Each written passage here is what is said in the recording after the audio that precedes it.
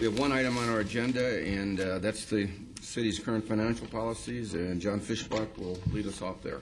Thank you, Mr. Mayor, members of the City Council.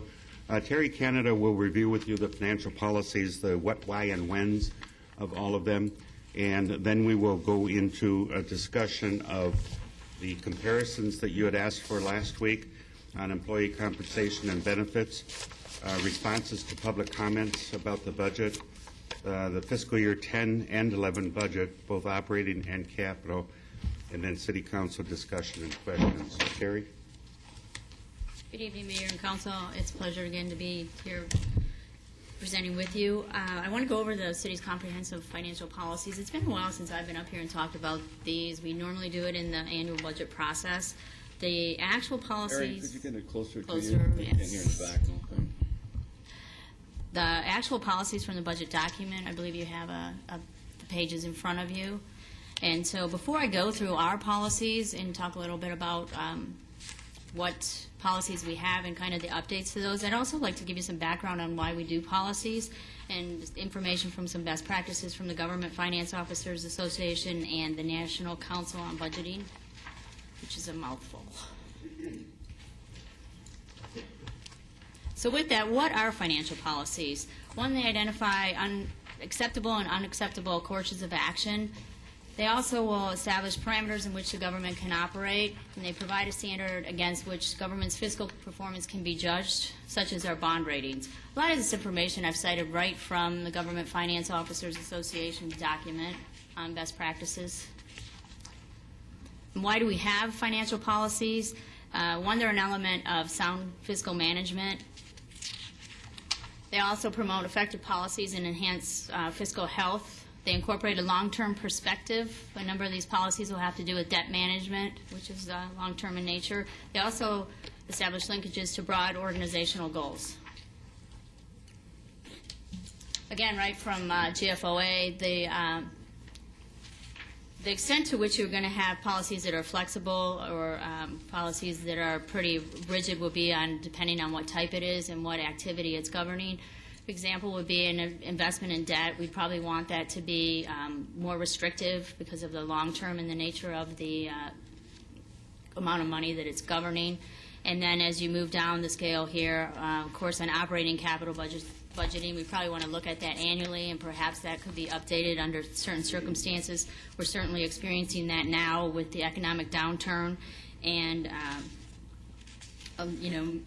moving the capital budgets around, deferring some projects, and making some changes on operational budget policies.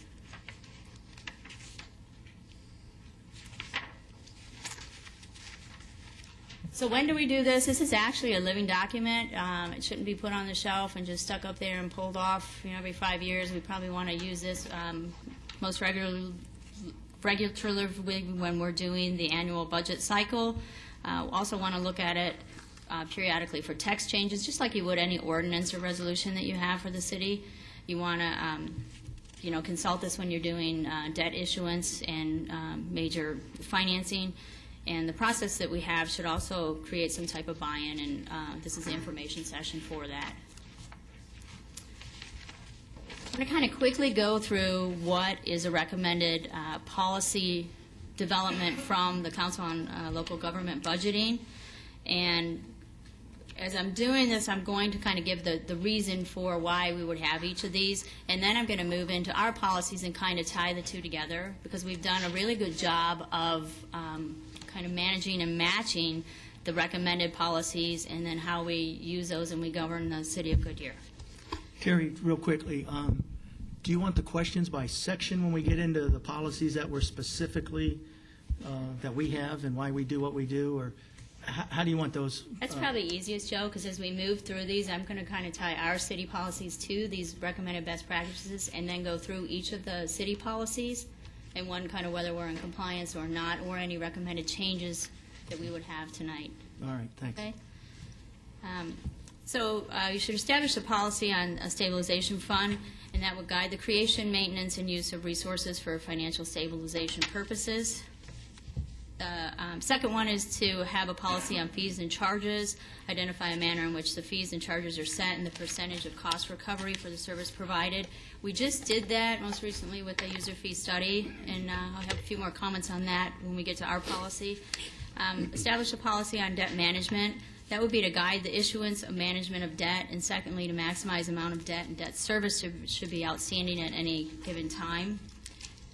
Establish a policy on one-time revenues. This would be to limit the use of one-time revenues for ongoing expenditures and also identify major revenue sources that are considered unpredictable and define how those revenues may be used. This one, is most important, what we're going through right now with the economy and our most recent decline in revenues, major decline in revenues. Define a balanced budget, operating budget, encourages commitment to a balanced budget under normal circumstances and provides for disclosure when a deviation occurs. 6 will be encourage diversification of revenue sources, provides for greater stability and reliability of service levels. Contingency planning will be guide financial actions as it takes in the events of emergencies or unexpected events. And again, we have this is most commonly referred to here as a rainy day.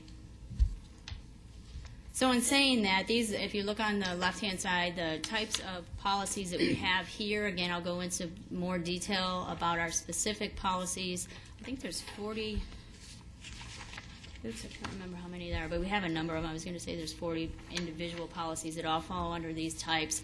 If you look on the left-hand side, this is where we are in compliance with the best practices that I just went over. So all in all, we're doing a good job. And so now I want to look at the individual policies and how they relate to how we govern the city and the finances. Just as I said, the policy on ongoing operating costs should be supported by ongoing stable revenues. The first sub-policy under this is cash balances should be used for one-time expenditures only. Currently, we're not in compliance with this, and again, it's just due to the major decline we've had in operating revenues through the community development and building-related activity that's kind of dropped off in the last 3 years. In efforts to react to this or curtail this, we've done $17 million in budget reductions the last couple years, and we're also continuing to seek revenue enhancement opportunities to increase the revenue to bring this back into compliance. We're going to continue to monitor this every year in the annual budget process. I'm going real quick on this one, Terry, on the cash balance should use for one time. Is not one of the $4.1 million of additional fund balance you had in 8-9, isn't part of that one time or cash balance being used for, or gets being recommended to be used for funded depreciation? Yes, we are out of balance as it comes to ongoing commitments to ongoing revenue, and we are recommending through this recommended budget that we use one time to balance that. Terry, can you tell us the examples of where we are not in compliance? I will, and I'm just going to go, thanks for bringing that up. If you see the box and it's not checked, I'll have discussion on those policies and they're not in compliance, and I'll tell you either what's driving that or why we would have a recommended change to that. And that you're going to have later? I will go through a summary of the recommendations at the end, but as we're going through these, again, I won't go through, there's a large number of them, I won't go through each one, but I will touch upon the ones that are not in compliance for sure. Yeah, on the point I'm trying to make on the one that isn't checked, I understand it's not in compliance, but I'd like to have examples of should be used only for one-time expenditures. What is it being used for in addition to one-time expenditures? Oh, for the current budget being proposed? Yeah, that'd be fine. Okay. Or you can, or if you have examples from the last fiscal year, that's fine too. Check in compliance.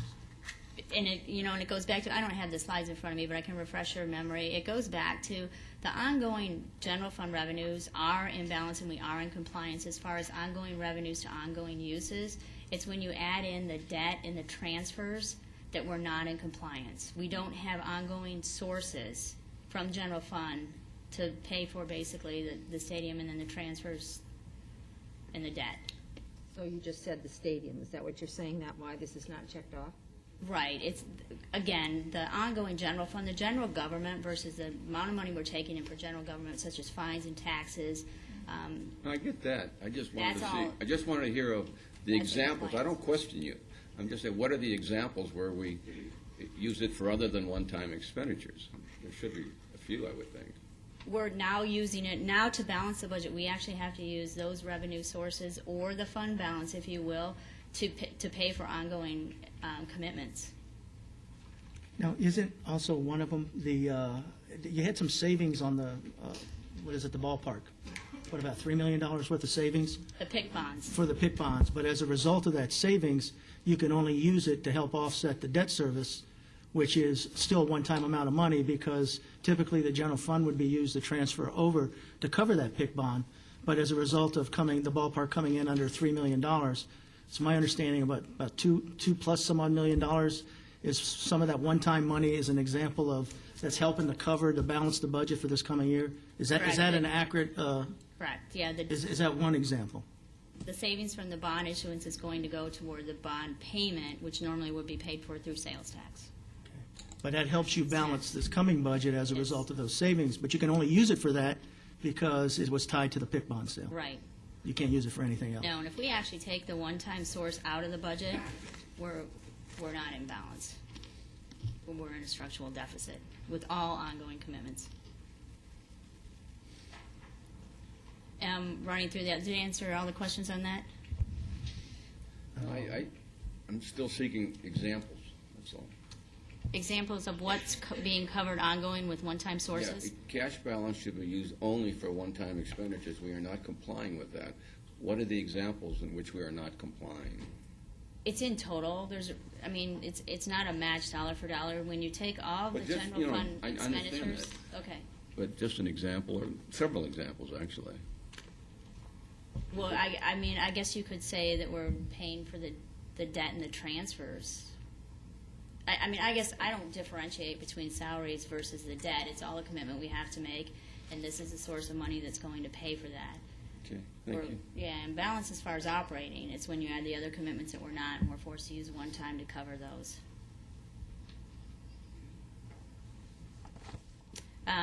Going through the other ones, like I said, I wasn't going to touch on every single one.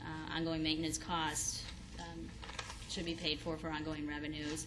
And then the federal grants, again, you shouldn't be using grants to finance ongoing programs. This is more on the operating budget. Again, if you don't mind, if you have questions on any of them, please feel free to ask. I'm just going to move down to the ones that we're not currently either adhering to or we will be in the next fiscal year. The enterprise fund should be self-sufficient. I think we've had a number of discussions on this.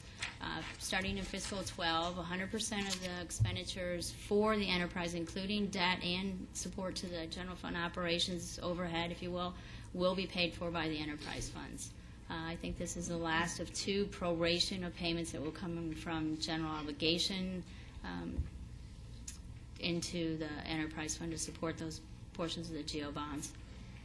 And Terry, isn't it true that this next year, the operations standpoint will be totally paid for by the enterprise funds?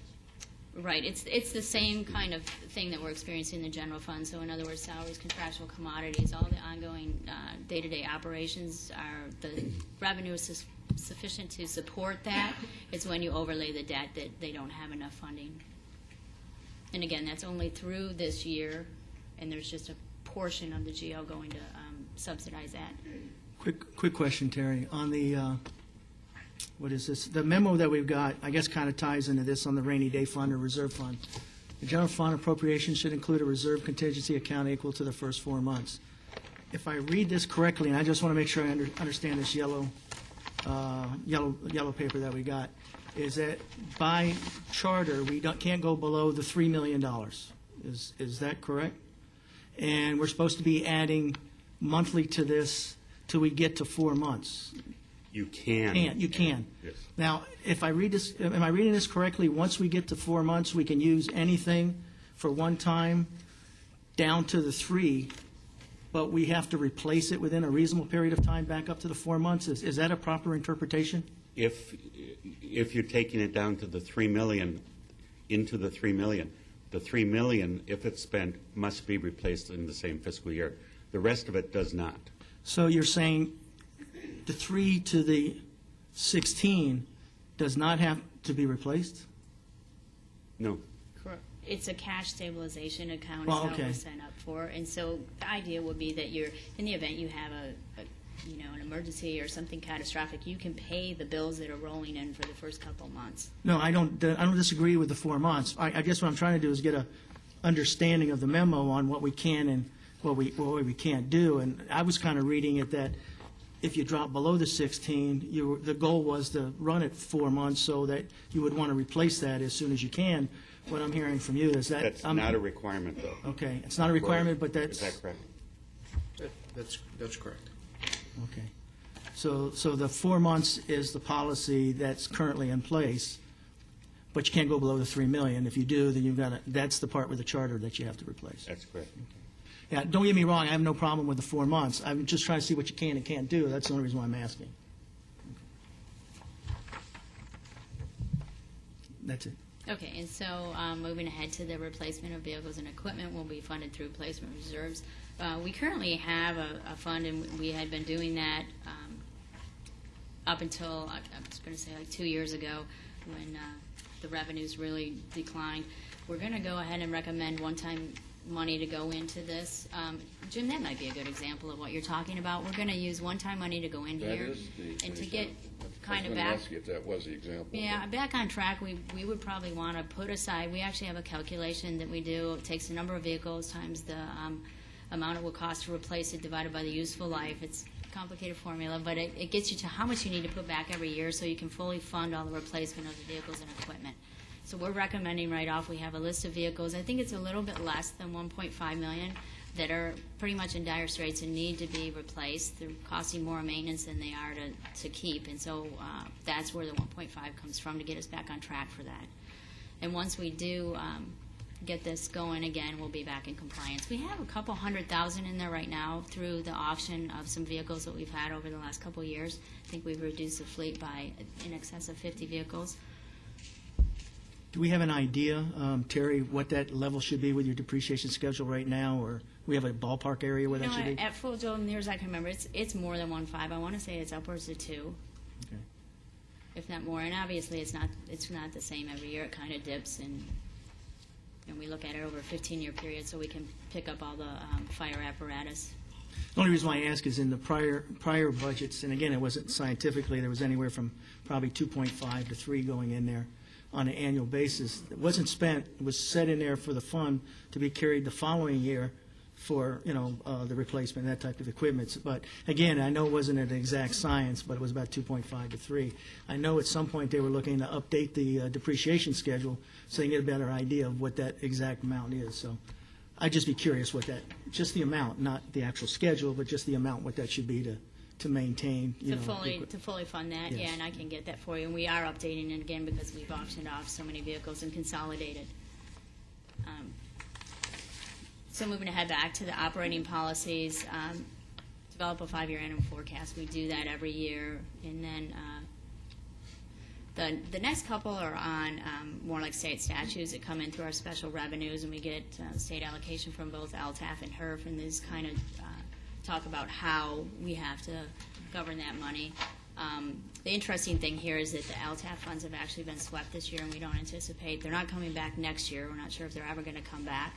And then the HERF, we don't actually issue debt out of that fund, so it doesn't really comply. We don't what? We don't issue debt out of the HERF fund.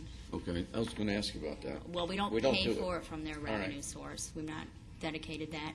And then the other one is what you frequently hear to as the maintenance of effort for streets, that we're required to put in X amount of dollars to maintain the streets. Moving along to debt management, we don't currently have any short-term debt, so we're in compliance with that. The debt payment shouldn't exceed 20 or 5% of annual revenue or 20% of debt. The annual debt and long-term GO shouldn't exceed 10% of general fund revenues. This one I'll talk about a little bit later in the summaries, but it's not relevant. The two sources, the payment of the debt is one thing, and then the sales tax are another. The PIK debt requires a coverage ratio of 1.5 to 1. Currently, our PIK debt is about $6 million, and our general fund excise tax is well in excess of $20 million, so we're fine there. Maintain and sell new GO bonds only if you can achieve a property tax rate of 160 or lower, and we've been able to maintain that for a number of years.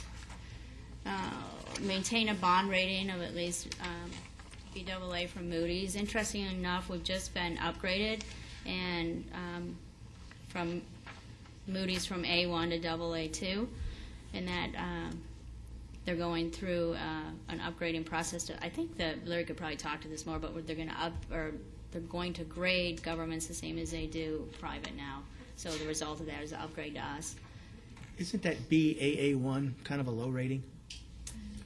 No, it's I don't know if it's low for our size, but we're much higher, so it's good. I'm just wondering from a debt management, should we shoot a little higher than a BAA1, I guess, is my question. I don't think so. From all of my experience, where we're being re-rated to is good, but I believe that most bonds in most smaller cities, there, especially those that are growing rapidly, will be very competitive with ours. So that's a reasonable number or a I reasonable rating? believe so, yes. And again, Joe, we're at AA2 now, so we're doing Yeah, I really figured we good. were higher than that. So. Yeah, it's particularly impressive in view of the economy, frankly, that we're doing this well.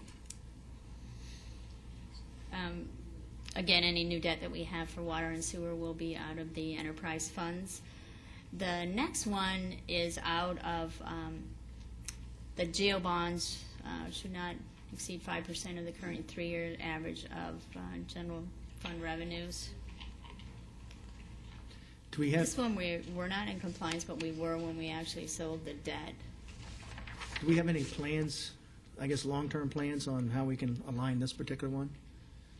I guess that's part of the, if I'm not mistaken, that's part of the, wasn't that part of the recommendation, I guess down the road, we were going to look at from the Budget Committee on refinancing some of the GOs to pay the PIC?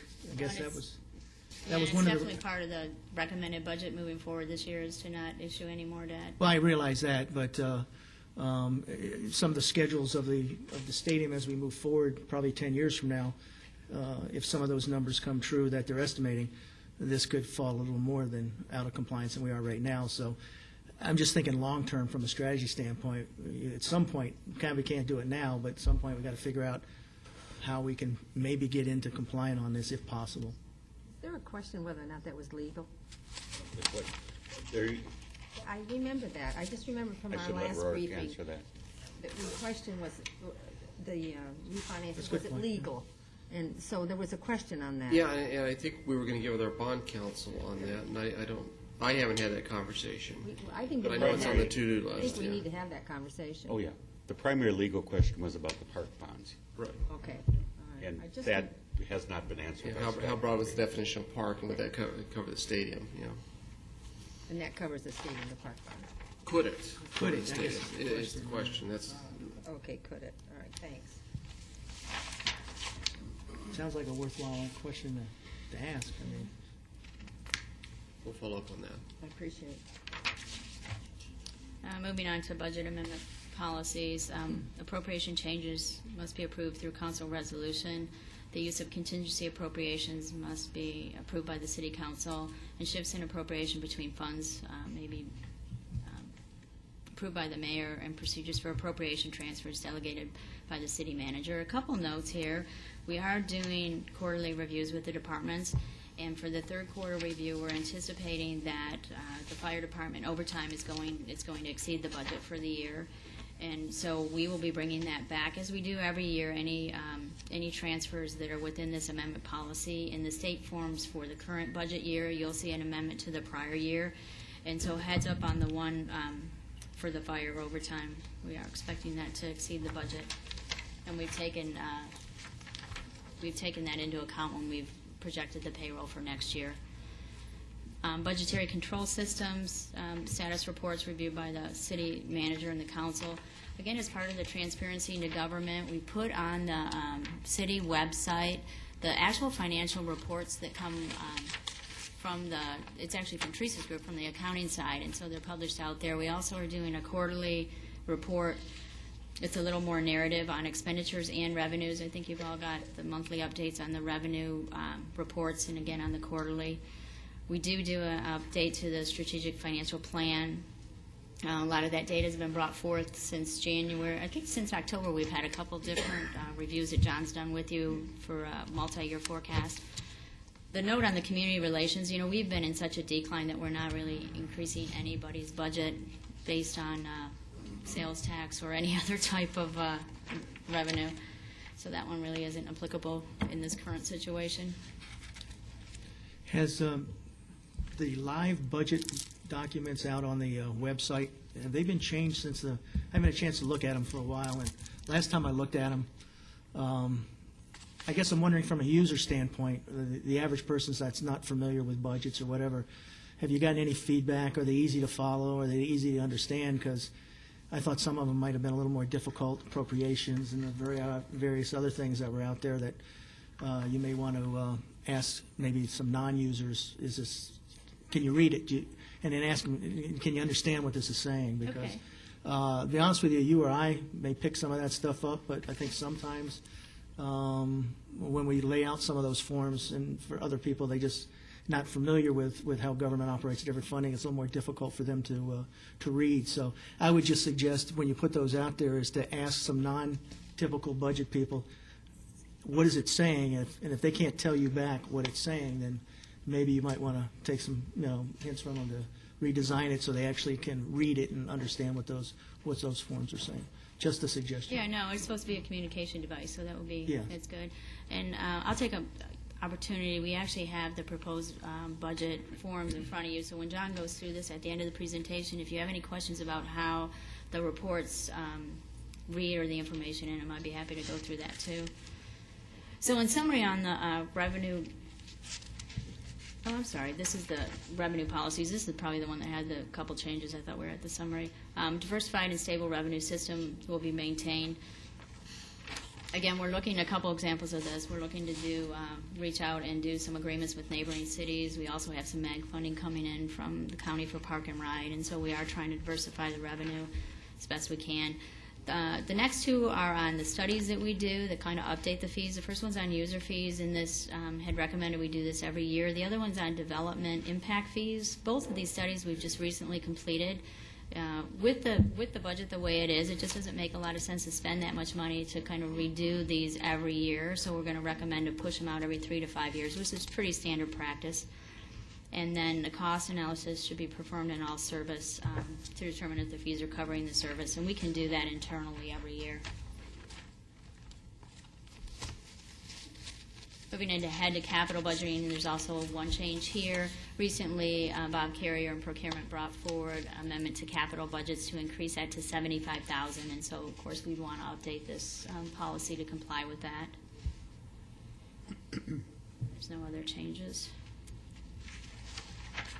Okay, here's the summary of recommended changes. Not many. Like I said, all in all, we're doing a good job. I was real thrilled that we're, meeting some of the best practices in the industry. We're recommending to remove or omit the first one. Again, the debt just doesn't have anything. It's not paid out of that source, and so the two aren't related. The user fee and the development fee one, just as I had said, those studies have just recently been completed. We're not expecting dramatic changes in the budget the next couple of years, so the fee should remain relatively stable. We also have a moratorium for both of those sections right now, so we're not, even if we do the studies, probably not able to implement new fees in all categories. And I'm not sure people really understand that. The other night when we passed those fees, I got a couple emails, and I don't think people understand those fees are not really going to go into effect as moratorium is over. So when it is, we'll be prepared, for what we need to provide the service. So just wanted to add that in. Yeah, and it was a number of the fees in that study. And then the last one, again, is on the procurement that we want to recommend, again, adding in that, so it should say $75,000 to comply with the ordinance change. And with that, I'll answer any other questions that you may have. Is it important to update that 30,000 population figure? That's actually the state requirement. So it stays even though we're way beyond that? It's not particular to Goodyear. It's through all the cities throughout the state. So that's their threshold for that. Okay. Quick one on the, we talk about the combined property tax limit of $1.60. But typically, there was a policy of always maximizing the primary property tax before applying the secondary. I guess the question I have is if you don't, and again, I've been out of this business for a while, but if you don't maximize the primary in the following year, how is the new levy calculated? I guess my question is, if you drop the primary, does that start your new base for the following year? It's lower. Well, I guess And that's my point. and we just always max it out. But did I miss it in the I don't think I heard it in the presentation that the policy was to maximize primary before you set the secondary. It's actually not written in the policies. It's written to maintain the $1.60. But we have, by practice, always maximized the primary. I know it's always been my practice. I'm wondering whether it should be We could- incorporated into the policy. I just throw that for the I guess it's a rest of good the point. colleagues that are up here on the dais. And that's why, yeah, we're having that discussion. If you'd like to do that, we can. My certainly biggest put something- concern is if you don't maximize it, say if you go from 5 to 3, then 3 starts, as my understanding, 3 would start your threshold for the next year, so you already have lost the 2. Is that how it's calculated under the state statutes on the primary property Right, tax? it's lower then. Okay, that's what I thought. That's why I thought the practice was, because there was one year I recall that we lost money because we did not maximize it out, and as a result, it set a newer, lower threshold, and it prevented us from maximizing on the primary, which can be used for anything, so. Right, and I don't know, how do we incorporate the changes? I mean, If there's a desire to make that change, to have a council consider that change, we need to bring back the policies with the recommended amendments included so that they can be debated and voted upon by the council. Yeah, and see, my A concern. lot more information. Yeah, and that's why I asked the question on the maximizing, because if you don't do that and you lower it, does that mean you've lost that money forever, that difference? And like I say, I don't recall the truth in taxation on how that works, but that was my recollection, that the following year, your new maximum primary levy was set on the prior year's primary levy. You're correct, Joe, and I believe that was 1986 when the city They lost changed it, yeah. basically $1.5 million forever per year. Yeah. I think that was in 2005, Yeah, maybe no, in there was- '86. Yeah, but I I'm think- sorry, it was yeah. 2000, yes. Yeah, it's more recent, Mayor.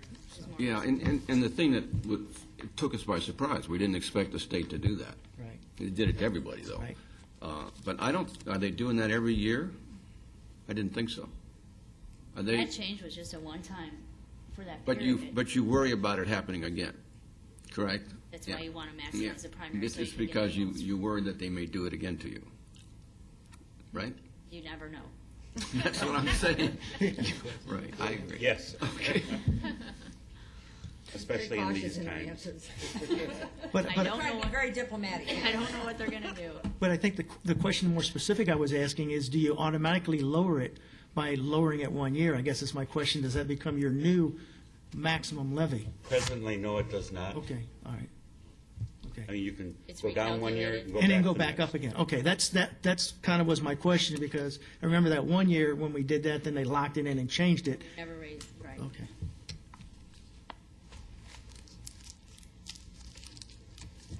Thank you, ma'am. Thanks, Terry. Okay, if we can get the next presentation up. What we'll be talking about this evening, as I mentioned earlier, is the comparisons, employee compensation and benefits, response to public comments about the budget, the fiscal year 10 and 11 budget, and city council discussion or questions. First, let's look at the employee salaries and benefits comparison to other cities. These are the 10 cities that we use in our reviews. The 5 cities in red are the 5 that the council asked us for last week, I believe it was, at May 3rd. And those were the other 5 cities in the unemployment comparison, as you'll recall, that we showed you. And then the ones in black are the other 5 cities, and I'll address those 10 cities in a moment. Why does Goodyear compare to larger metro Phoenix cities when establishing compensation plans? Number one, it's to establish and maintain a compensation plan that is competitive with Goodyear's labor market. Secondly, the 2007 compensation study, which was done by the Waters Group, the council selected benchmark cities based on geographic proximity, nature of services provided, employer size, and complexity. The geographic proximity and nature of service were key, as those are the employers that directly compete with Goodyear to recruit and maintain personnel. John, can I ask you a question on that? Since I'm not familiar with the water survey, it might have been answered. But when we compare ourselves against cities that are so much larger, I mean, you have a department head, in Scottsdale, who they're managing maybe like 50 people or 100 people. That's a bit different than here, where you maybe have that same department head has 10 people.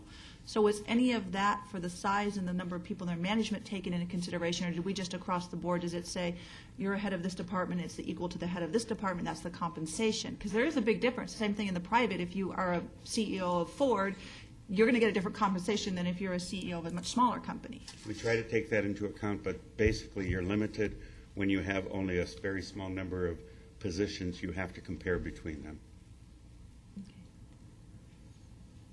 Just to add to that, there's this, and I'm not going to go through this with anybody today, but the salary and benefit survey by the League of Cities.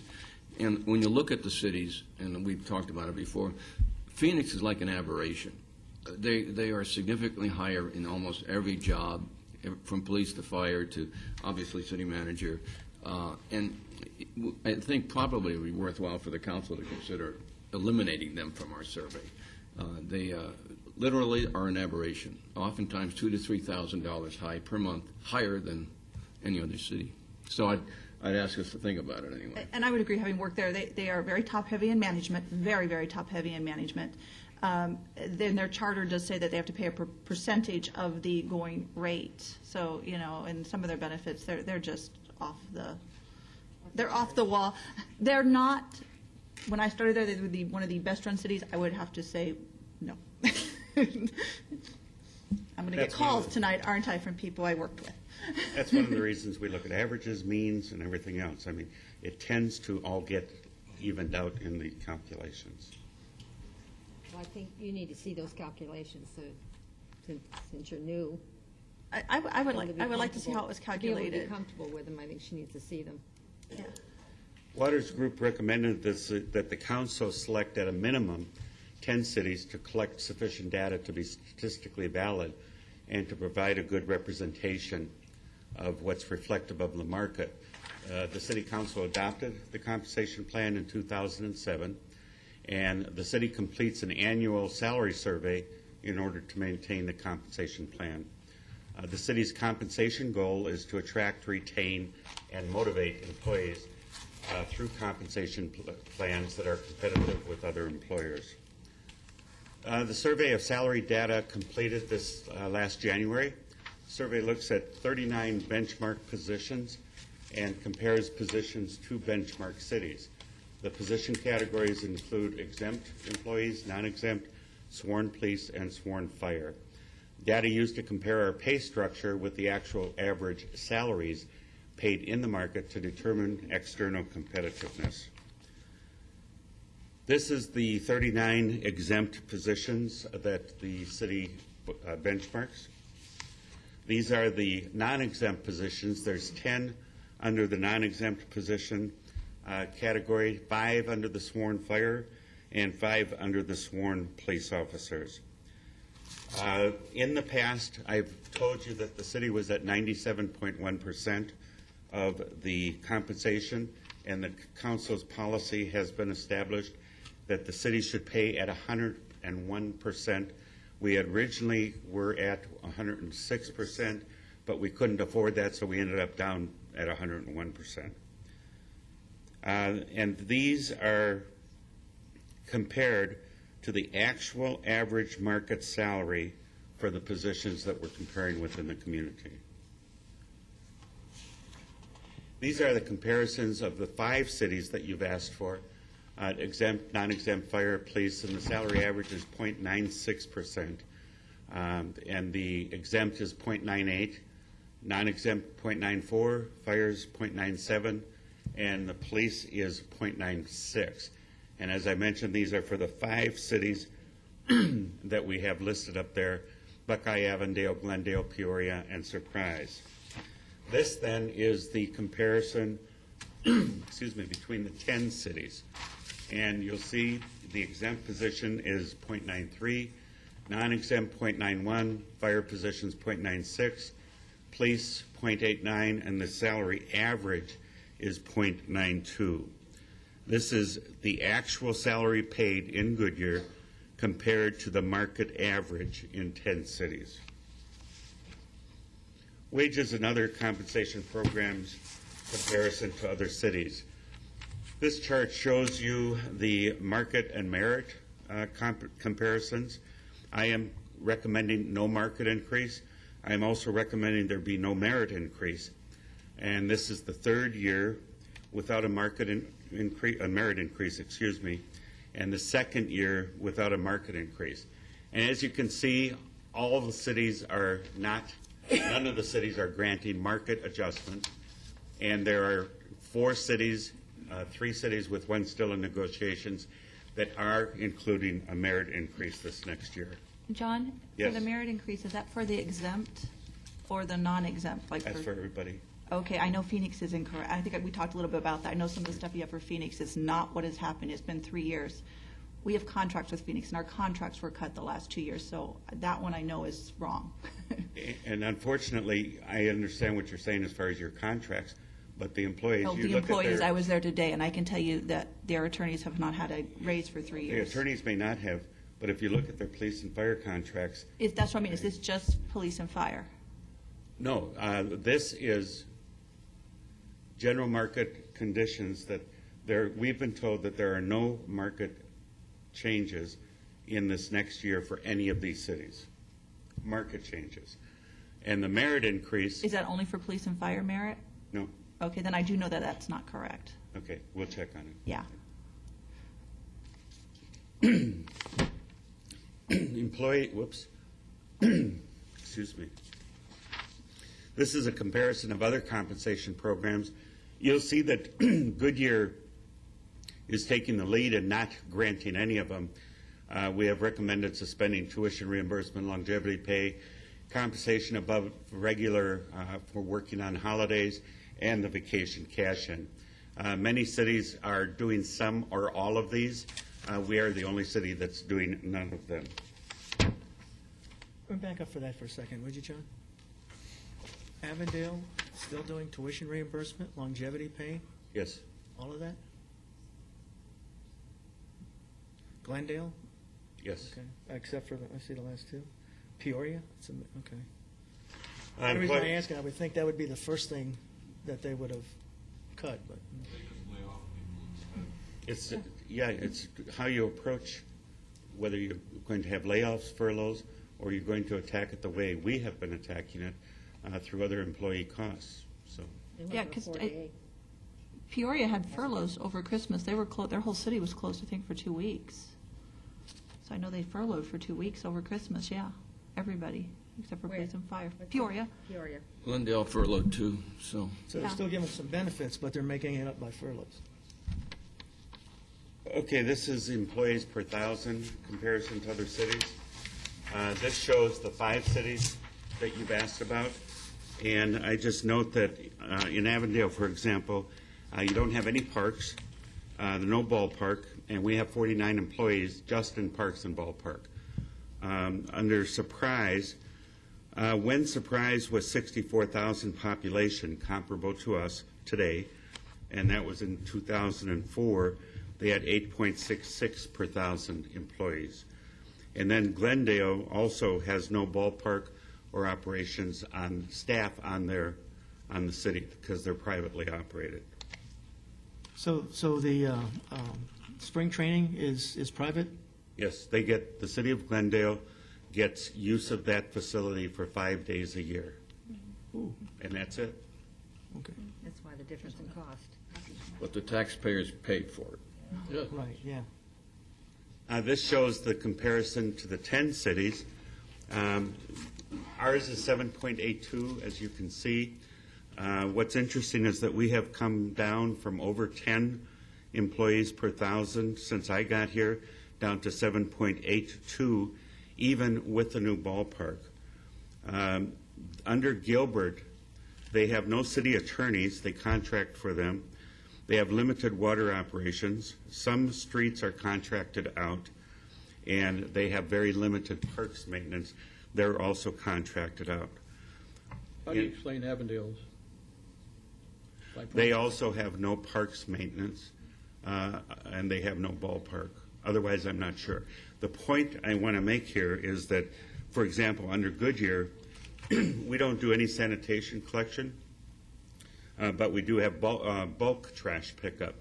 The thing that you want, and Glendale has no ballpark employees, the thing you have to do is do a very comparable, in-depth analysis of each city rather than just look at per capita employees per thousand. John, doesn't Avondale, if I'm not mistaken, they contract out all their parks for cutting Yes. lawns? Yes. So they have no employees on the park staff None whatsoever? whatsoever. And what's our total park? 49 with the ballpark? If you would take the 49 out of there, what does that number look like?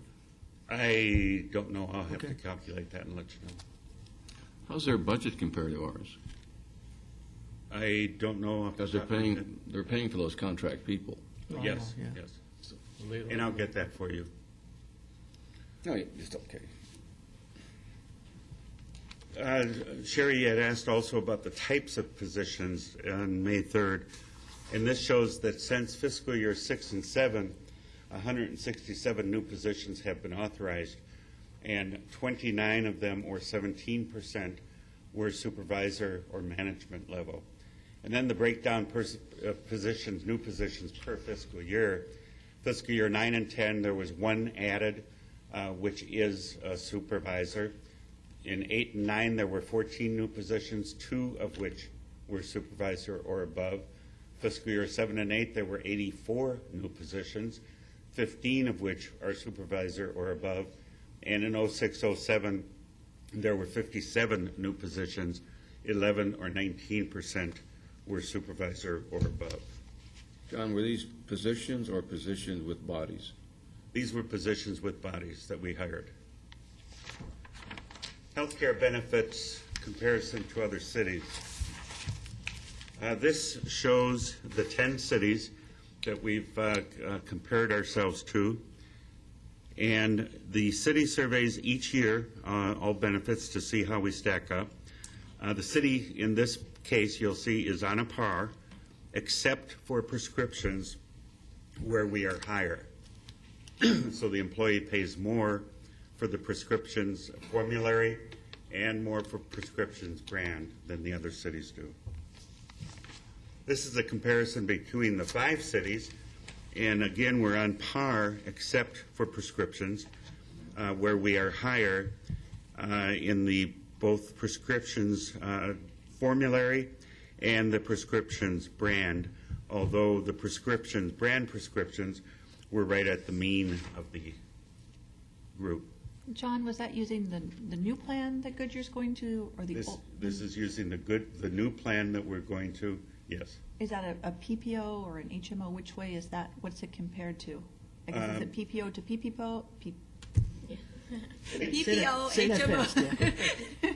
Because there's such a difference in the plans that, Yes. is it apples to oranges? Are they all the same? Or is it average of everything? It's an average of everything that each city does, because each city has many different plans that people can belong to also. Okay. This compares us to the 10 cities, and it shows that Goodyear is higher for outpatient, and that Goodyear is higher than the median for inpatient and lower than the mean for inpatient. This shows the 5 benchmark cities. Again, we're higher for outpatient copay, and we're lower for inpatient copay. This is municipal health care benefits, the premium share. We looked at a family, trying to get a comparison of apples to apples. And basically, it boils down to 2080. And these say that 2080 is right in the ballpark. This is a comparison of the 5 cities. Again, Goodyear is on par with the other cities. Response to public comments regarding the budget. Structural deficit question. Was the Citizens Budget Committee told by the city that it had a $13.9 million deficit? How did the deficit get reduced to $1.6 million by March of 2010? If you look at this slide was shown to the Citizens Budget Committee on January 13th at their first meeting. In a section, this was shown in a section of the it was my presentation, in a section of the presentation that was providing a history or historical perspective of the fiscal year 9 and 10 budget. And that's where the confusion comes in. And no matter how often I've said that, I just need to let you all know that was talking about the 9 and 10 budget. It was not talking about the 10 and 11 budget or the 11 and 12 budget. This applies to a year ago. The council approved a budget on, I believe it was June 22nd of 2009.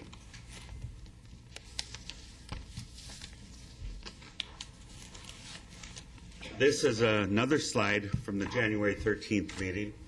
That's one nice thing about PowerPoint. You got them all saved.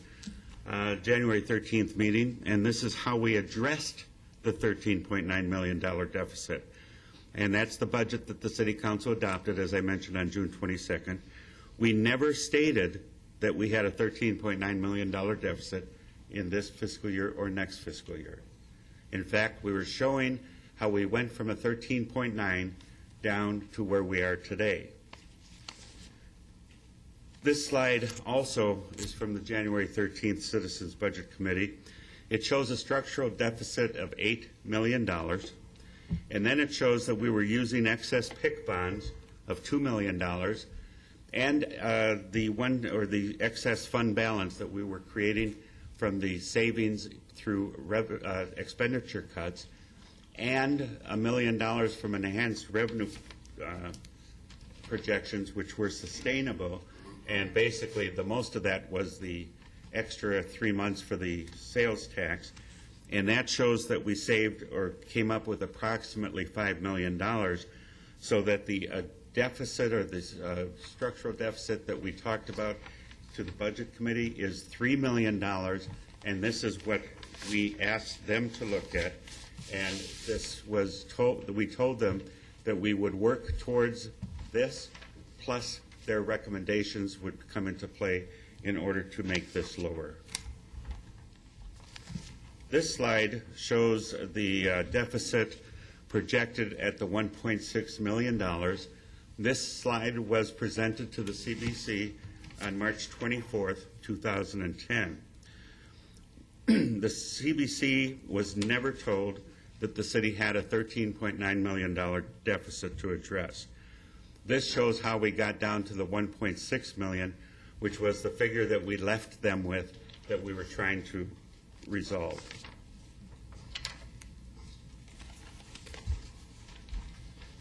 How the rainy day fund is developed.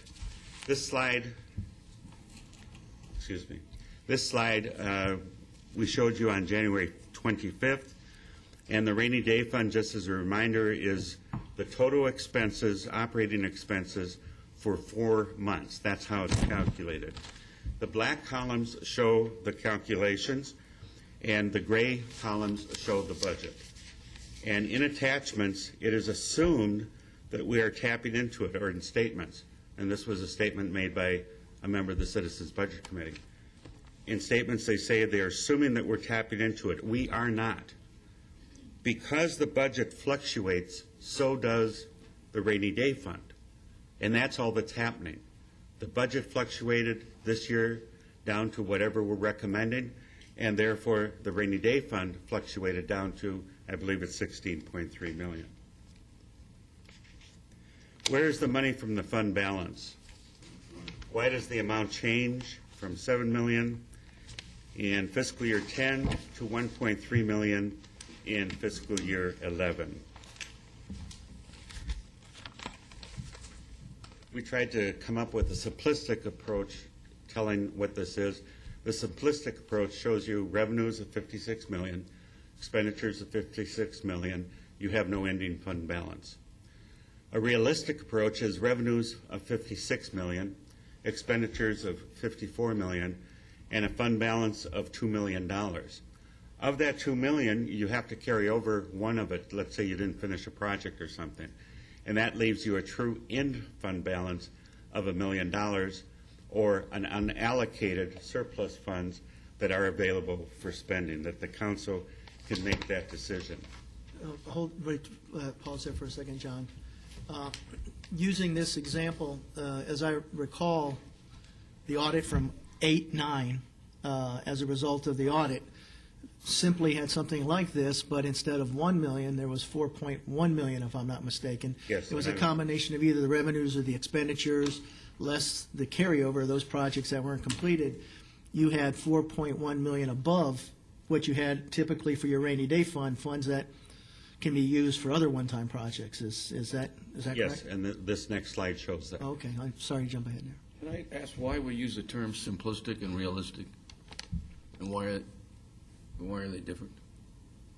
I think it's an explanation, don't you think? I think there was a confusion, if I may, I'm sorry, you didn't ask me. Go ahead, I'm sorry. Go ahead. No, you answer first. Well, I mean, it's just Apologize. a simplistic way of looking at it is 56 and 56, and then more likely, I mean, it's never going to be zero, so a more likely approach, which we refer to as realistic, is the manner in which it's portrayed here. I just know that a lot of people are having a hard time understanding the budget, and we've made a lot of complaints about wanting it in a simplistic form, and other people did, and I guess that's why you heard zero-based financing or budgeting. It's because a simplistic way of doing it. So it was an approach we sort of forced on.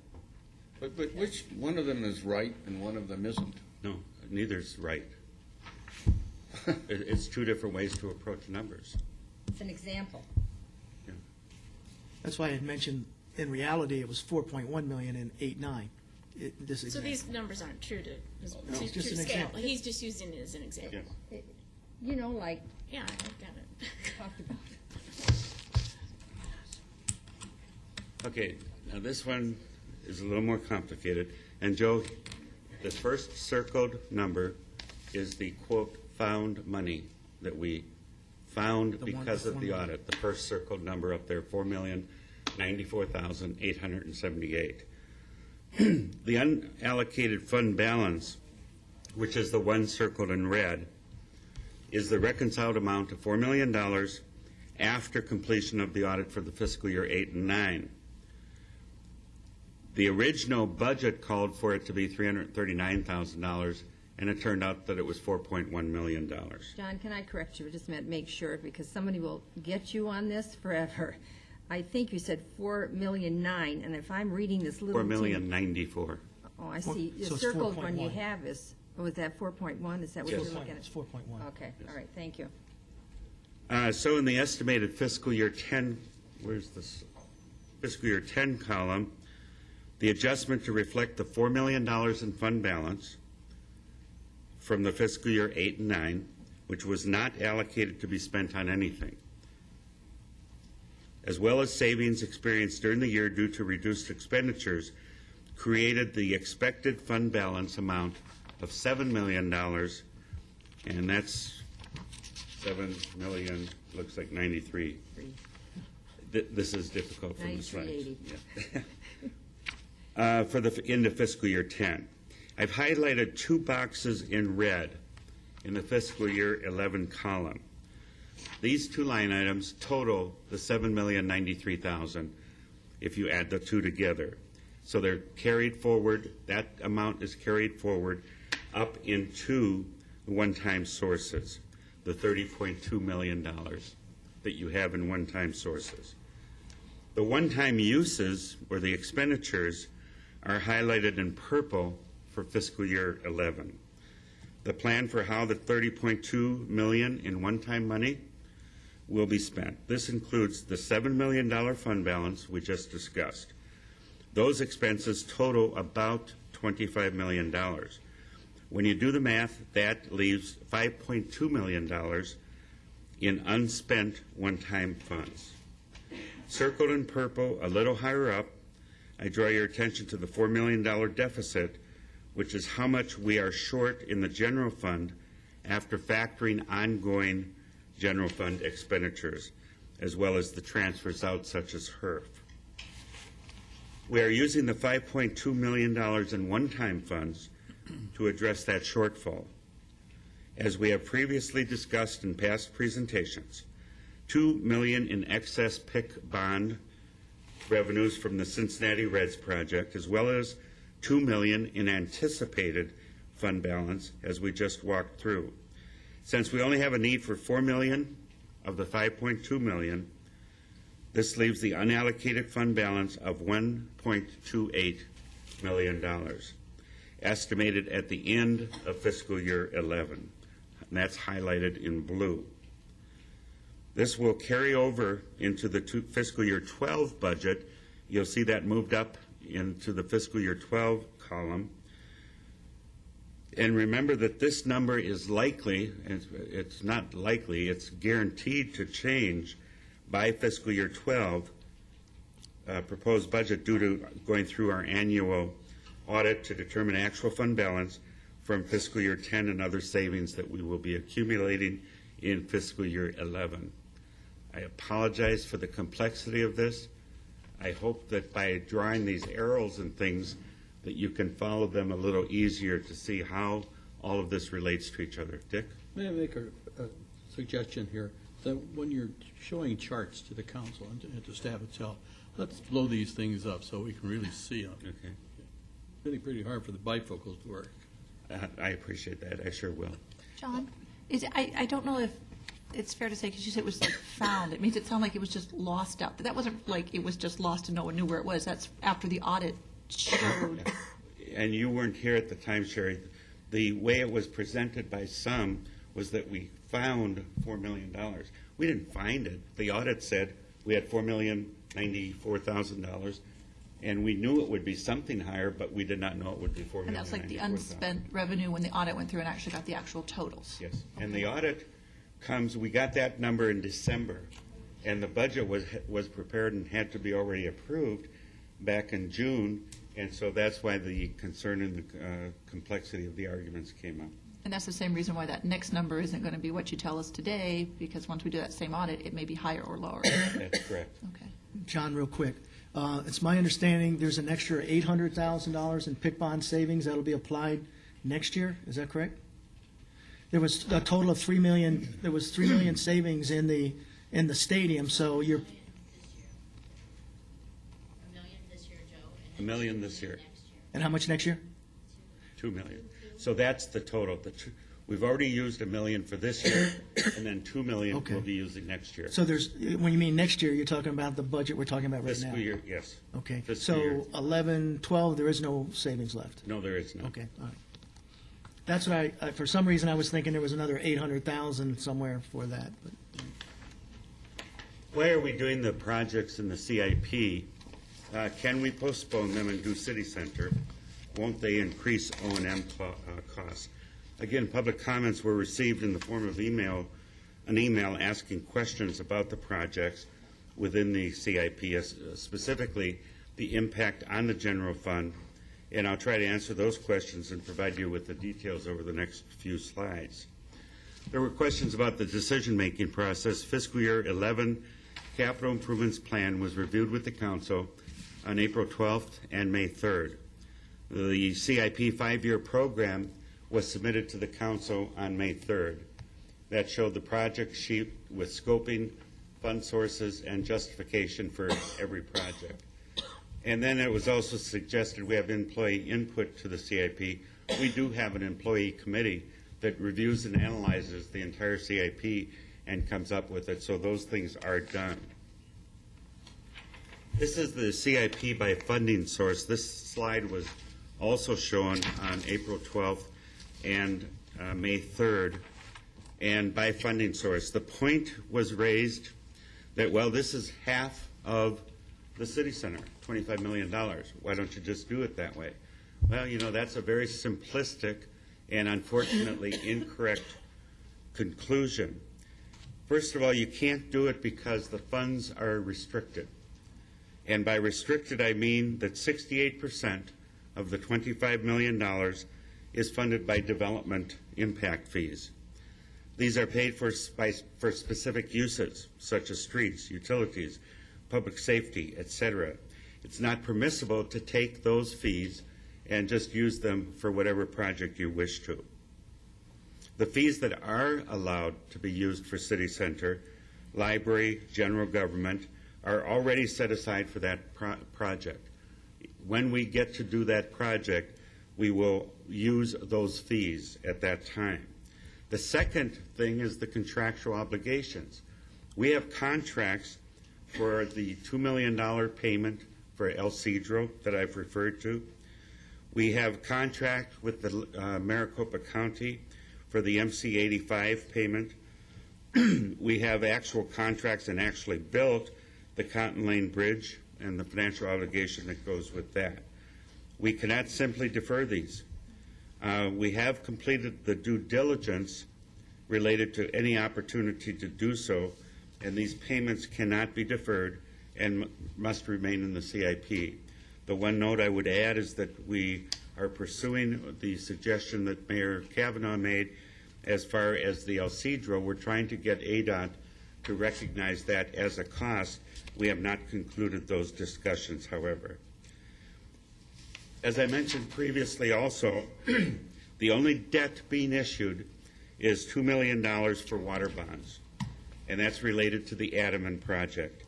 And the debt payments are totally coming from the utility funds. Refresh me on that. Is that a water project? That's a water project, yes. We're drilling 2 wells up at Adaman right now.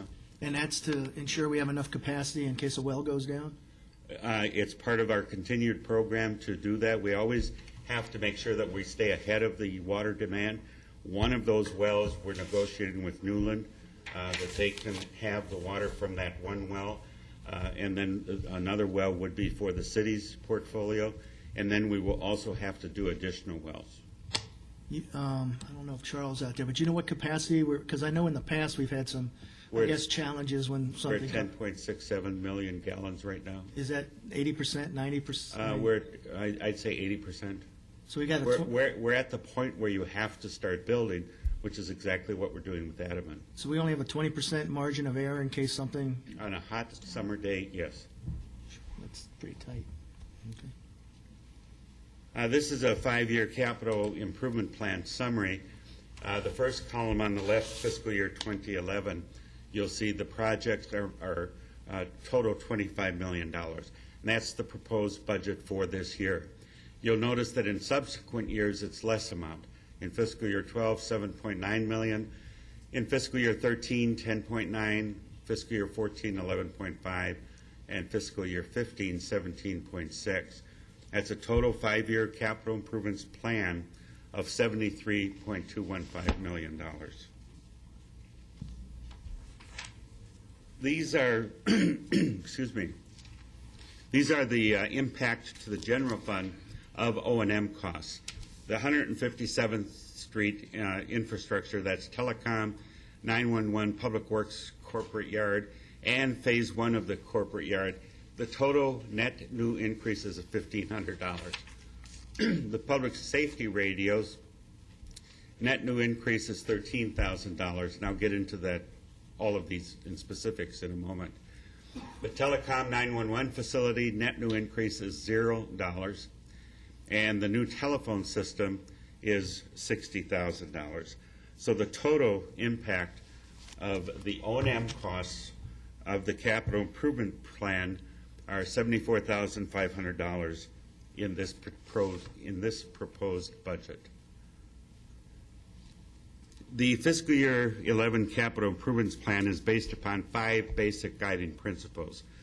It meets the contractual obligations. For example, the Cotton Lane Bridge, $690,000. The Gila River settlement for the water purchase. The MC 85 widening.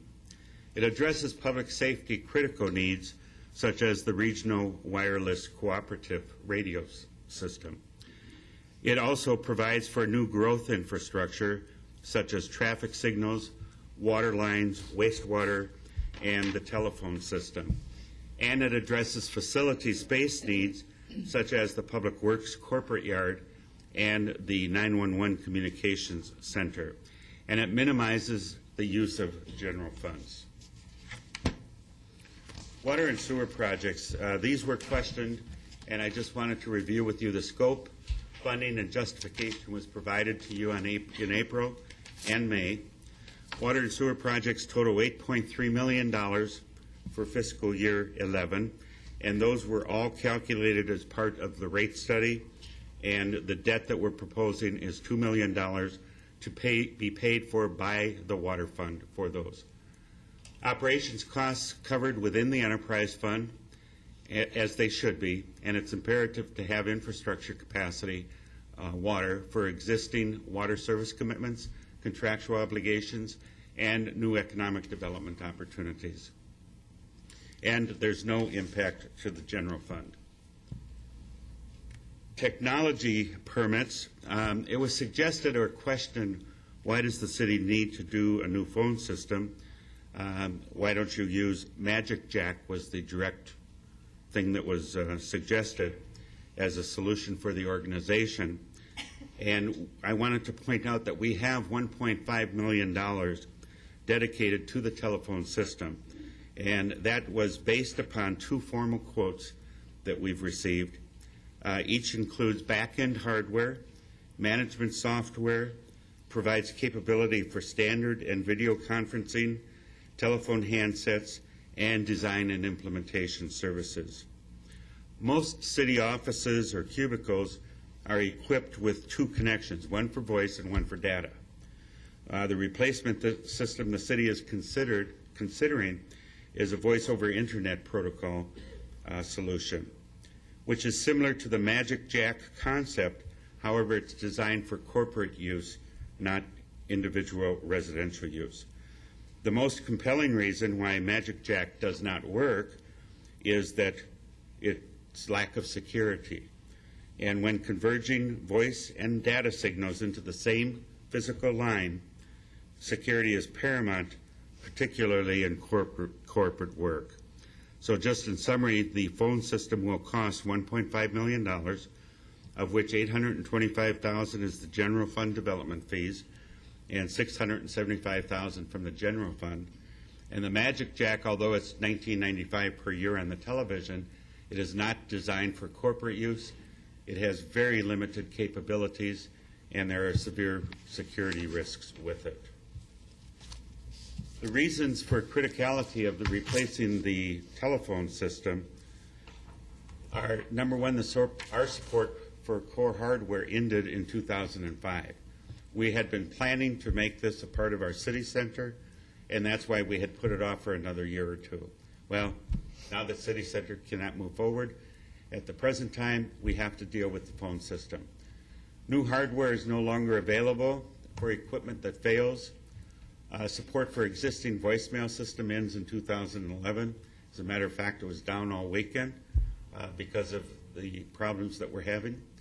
Current system cannot be expanded to accommodate any additional facilities.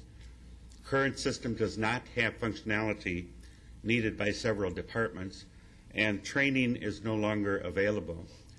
The city relies on vendor for program configuration changes, and the current system is inefficient from a power consumption standpoint. John, did the budget for the city hall, did that include this $1.5 million? Yes. So therefore, the city hall has declined by $1.5 million. Yes.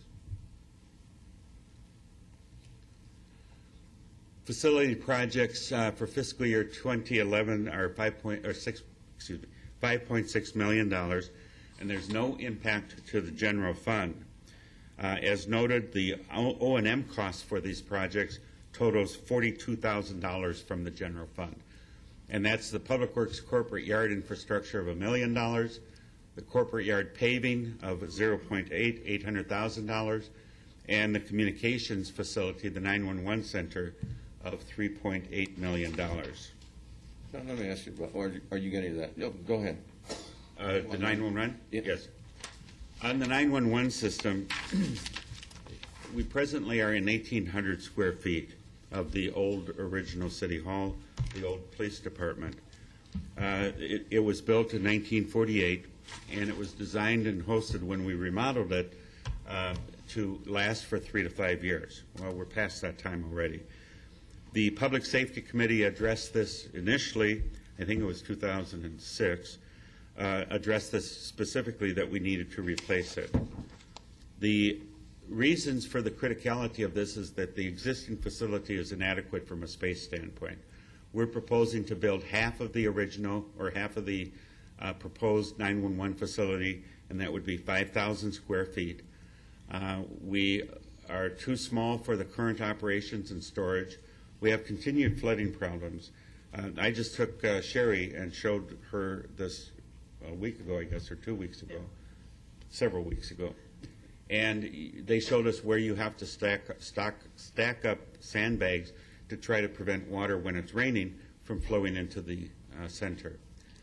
So there's continued flooding problems. The AC system is unreliable, and this equipment produces a lot of heat. And so if it goes down, that causes problems for us.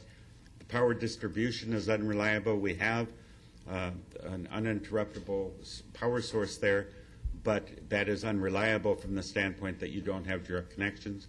We have repeated pest infestations, which we are constantly trying to resolve, but even with exterminators, we are having some difficulty. We have aging workstations, inadequate security and access, and turning it off is not recommended, which was one comment that we heard. Can I comment on that? On the 911, I don't think anybody questions the facility's unsatisfactory. Well, someone did. Who? I'm responding to. Oh, okay. Well, I know I don't. You know, the police moved in there several years ago, and I think we put $700,000 into that facility. But clearly it's inadequate, unsatisfactory. What, if in fact we still intend to build a city hall, city center, someday the people in that building that we work in, I don't know what you call it, City Hall, the interim facility, the IOB, are going to move to City Center. And the idea was that upon that move, the police would move into the IOB, correct? Yes. And that's sort of a temporary thing until we can afford to put them down on MC 85 in a nice facility. Yes. What if we would put this 911 facility in that building? In the IOB?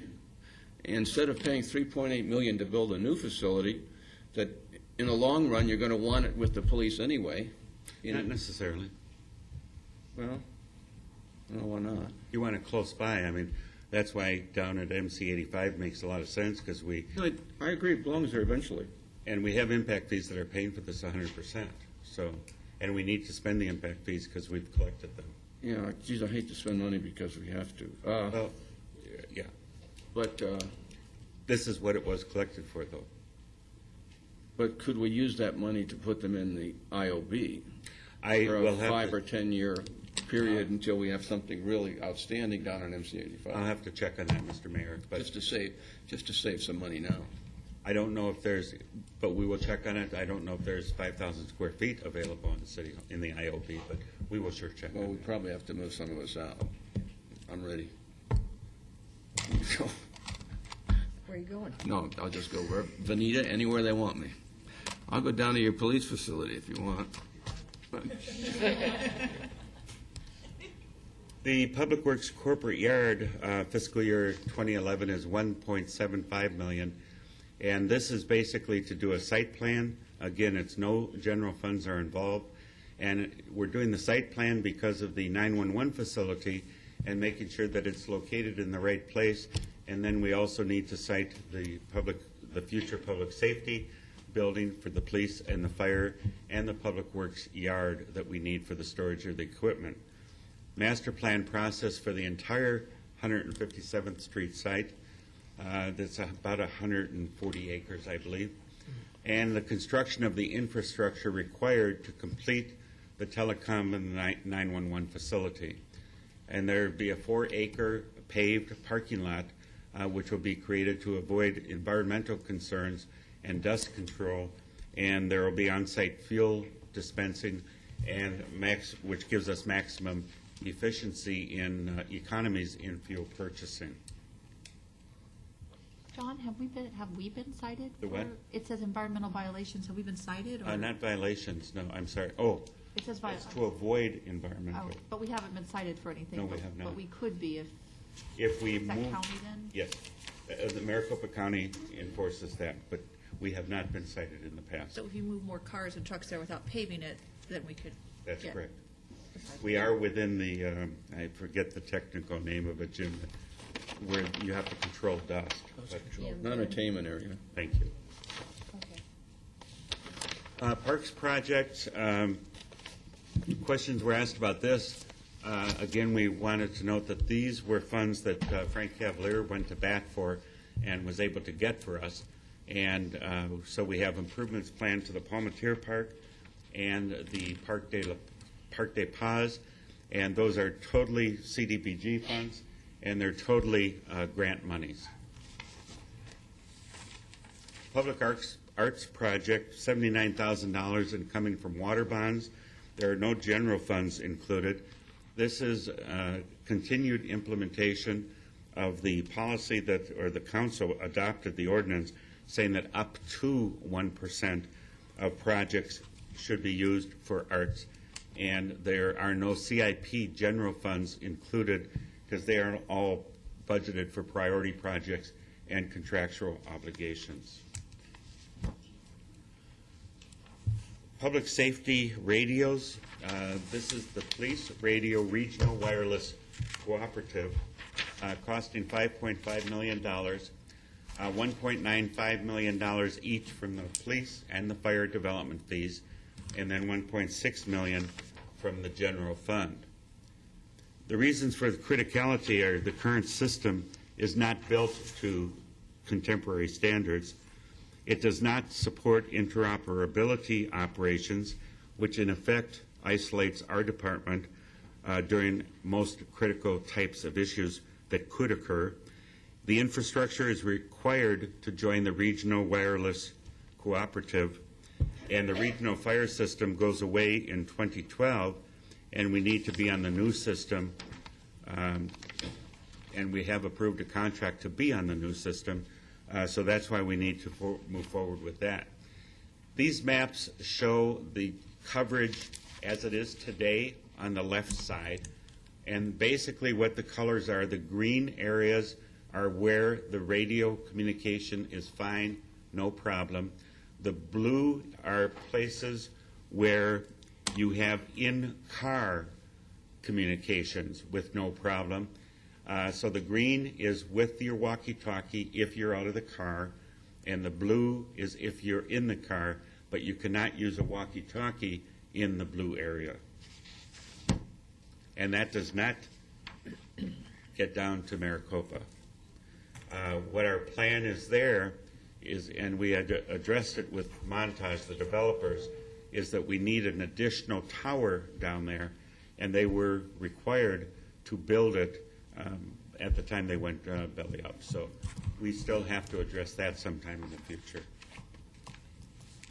These are the 16 members that are part of the RWC, the Regional Wireless Cooperative. There are 3 others that are working towards becoming members, including Glendale, Paradise Valley, and Tolleson.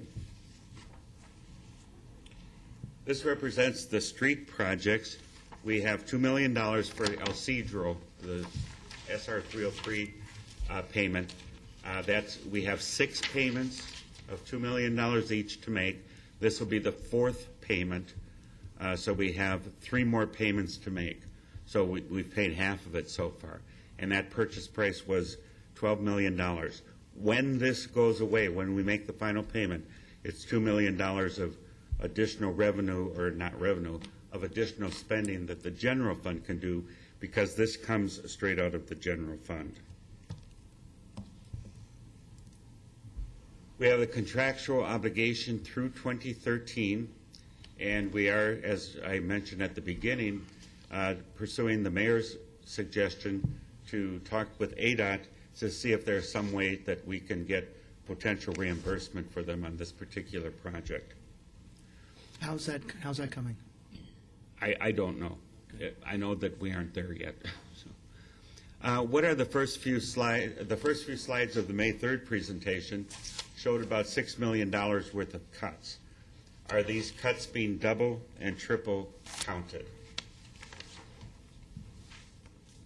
Beginning May 3rd presentation, we addressed the Citizen Budget Committee recommendations, and the recommendation included reduced employee compensation and benefits. I am not recommending any merit increase nor any market adjustment. This will be the third year without a merit increase and the second year without a market adjustment. These numbers are cumulative. We have $1 million savings for fiscal year 11, $2.2 million in savings as a result of not paying out of the fiscal year 10 and fiscal year 9 budgets, for a total of $3.2 million cumulative savings. At the May 3rd meeting, we also discussed the employee compensation and benefits. Again, no market adjustment. The second year, $107,000 in savings in our fiscal year 11 budget. We have already saved $1.3 million in this current year's budget, for a total of $1.4 million in cumulative savings. And then we're recommending that suspending the tuition reimbursement again. This will be the second year without it. Fiscal year 10, $140,000, and fiscal year 11, $140,000, or a combined total of $280,000 in cumulative savings. This has reduced uniform allowances for the fire department. It's the second year that it's being recommended. It's $92,000 in savings in fiscal year 10 and $92,000 in savings in fiscal year 11. We're very appreciative of the fire department approaching us and suggesting this, and they voluntarily entered into an agreement with us basically to do this. John, how much is that per person? I forget. $1,000.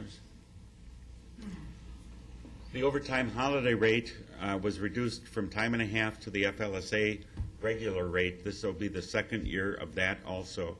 And that's $113,000 in savings this year so far, $113,000 in savings next year also, for a cumulative total of $226,000. And John, can I ask you another question? What would a cost of living have? What is the current rate of cost of living? You know, I don't really know. I know that last month, I was shocked. It was 2.2% in 1 month. I believe it's hovering around 3 to 4%. I'm not sure. So if we're not giving a market adjustment 3 to 4%, then basically every year our employees are taking a 3 to 4% pay cut. I mean, is that a fair way, or am I misstating that? Is that kind of It's a way to look at it. I don't know if it's fair, but yes, it's a way to look at it. Whoops. The budget as presented increases spending more than 2% from last year, while revenues are projected to decrease 5% from last year. Is this correct? Basically, yes. Revenues decreased from $55 million to $54 million. You'll see in the far right-hand column, I put in red lines. The actual fiscal year 9, $55 million. The budget fiscal year 11 is $53 million. Then I've shown the next red line is operating expenditures. That's Schedule 3 that we have talked about in the past. Those are down from $50 million to $48.1 million.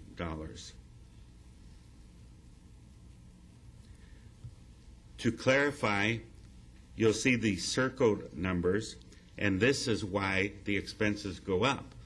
These are one-time uses. We have recommended that fleet replacement be funded at $1.5 million. Risk insurance reserve be funded at $500,000. And then the $1.04 million is for the purchase of the APS streetlights, which we have reviewed with you previously. And my mind's a blank. Larry?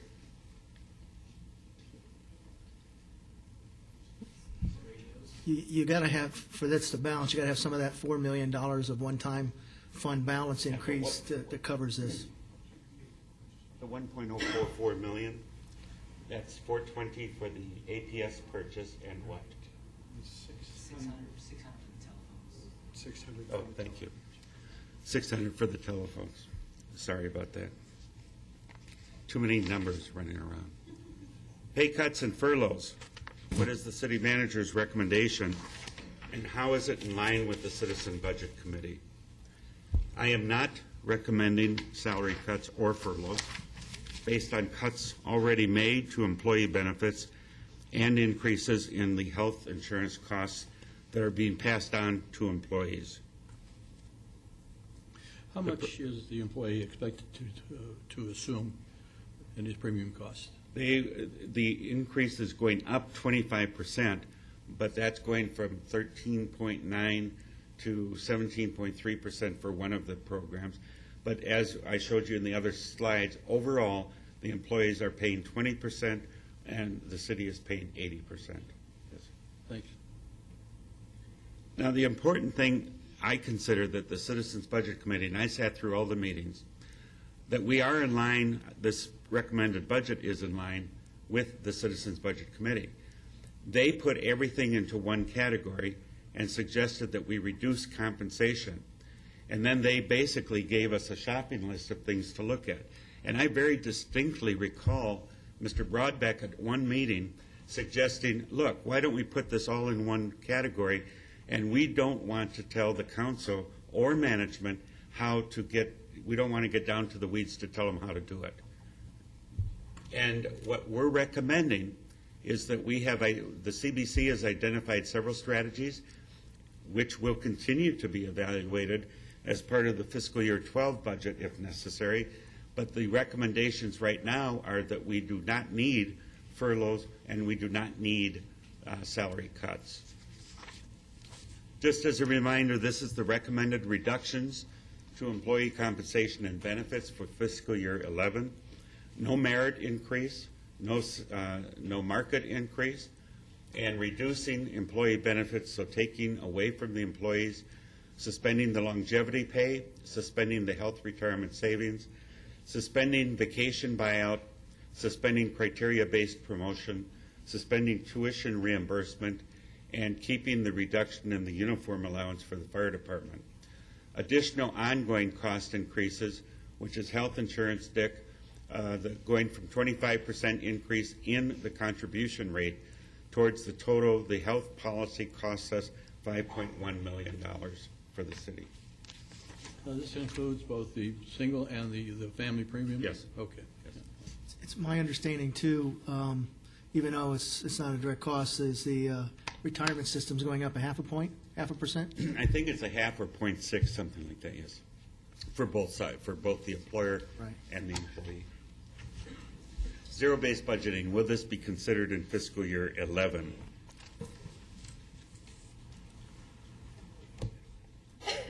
The recommendation is supported to a certain extent. The current practice is a modified zero-based approach.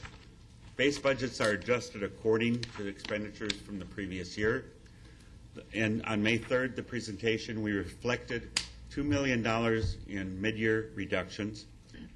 The reductions occurred in October of 2009 as a result of reviewing expenditures based on the first quarter actuals, or $800,000 reduction in commodities. We also made reductions in February of 2010 for the base budget in fiscal year 11.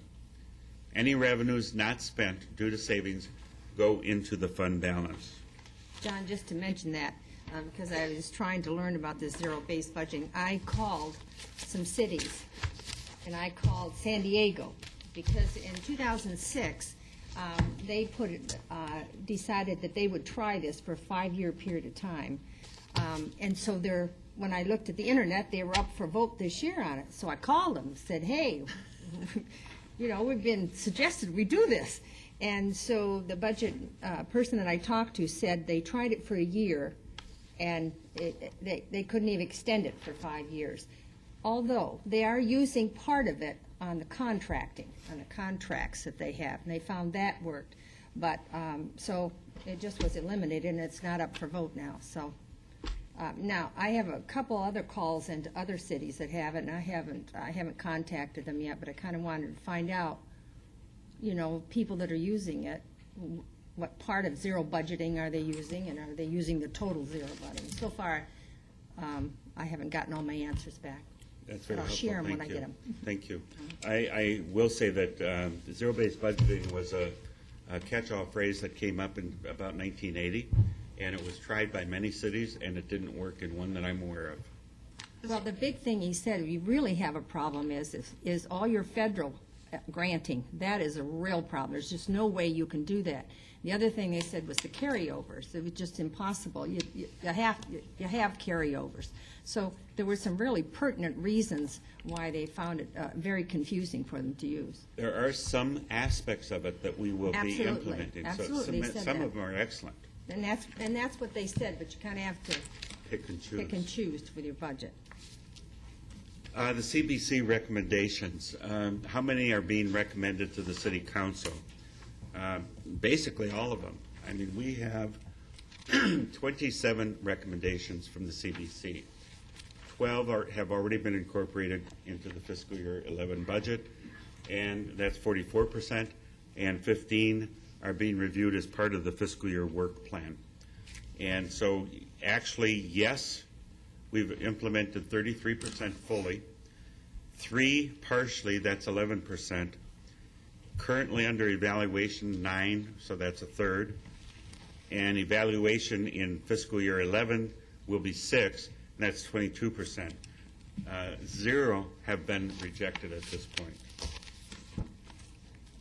City Manager's Office, the question was asked, as the number of staff, has it increased from a year ago? We have added 1 person, and it's not a new person, but when I eliminated the Community Services Department, which we eliminated also the director's position, and so we had to find homes for some of the people, such as the community advocate, the neighborhood specialist, and people like that. And that was added to the city manager's office. The reductions, we had 3 communication staff redeployed to economic development, and that's public information officer, the webmaster, and the graphics designer. So in the city manager's office itself, it's -2 people. John, those positions that were gone, one of the recommendations was just to take them off the budget. Is that what we've done? Are they just off the budget? They're gone? Yes, they are. Okay. All but, I believe it's 7 of them. Okay. Where do you get those positions, police or fire? 1 or 2 were police, but they aren't sworn officers with city funds. They were grant funded. Okay. So we have not gotten rid of any police officers or firefighters. Okay. Fiscal year 10 and 11 proposed operating budget. Where the money comes from,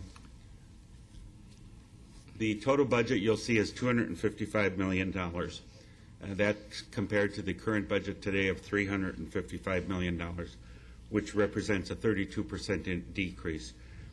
The fund balance is estimated at 46%, and this is primarily for capital improvement projects carried over into 2011. Taxes and surcharges are estimated at $57 million, or 24%. These come from sales taxes, property taxes, fines, state shared revenues, development-related revenues, and charges for services.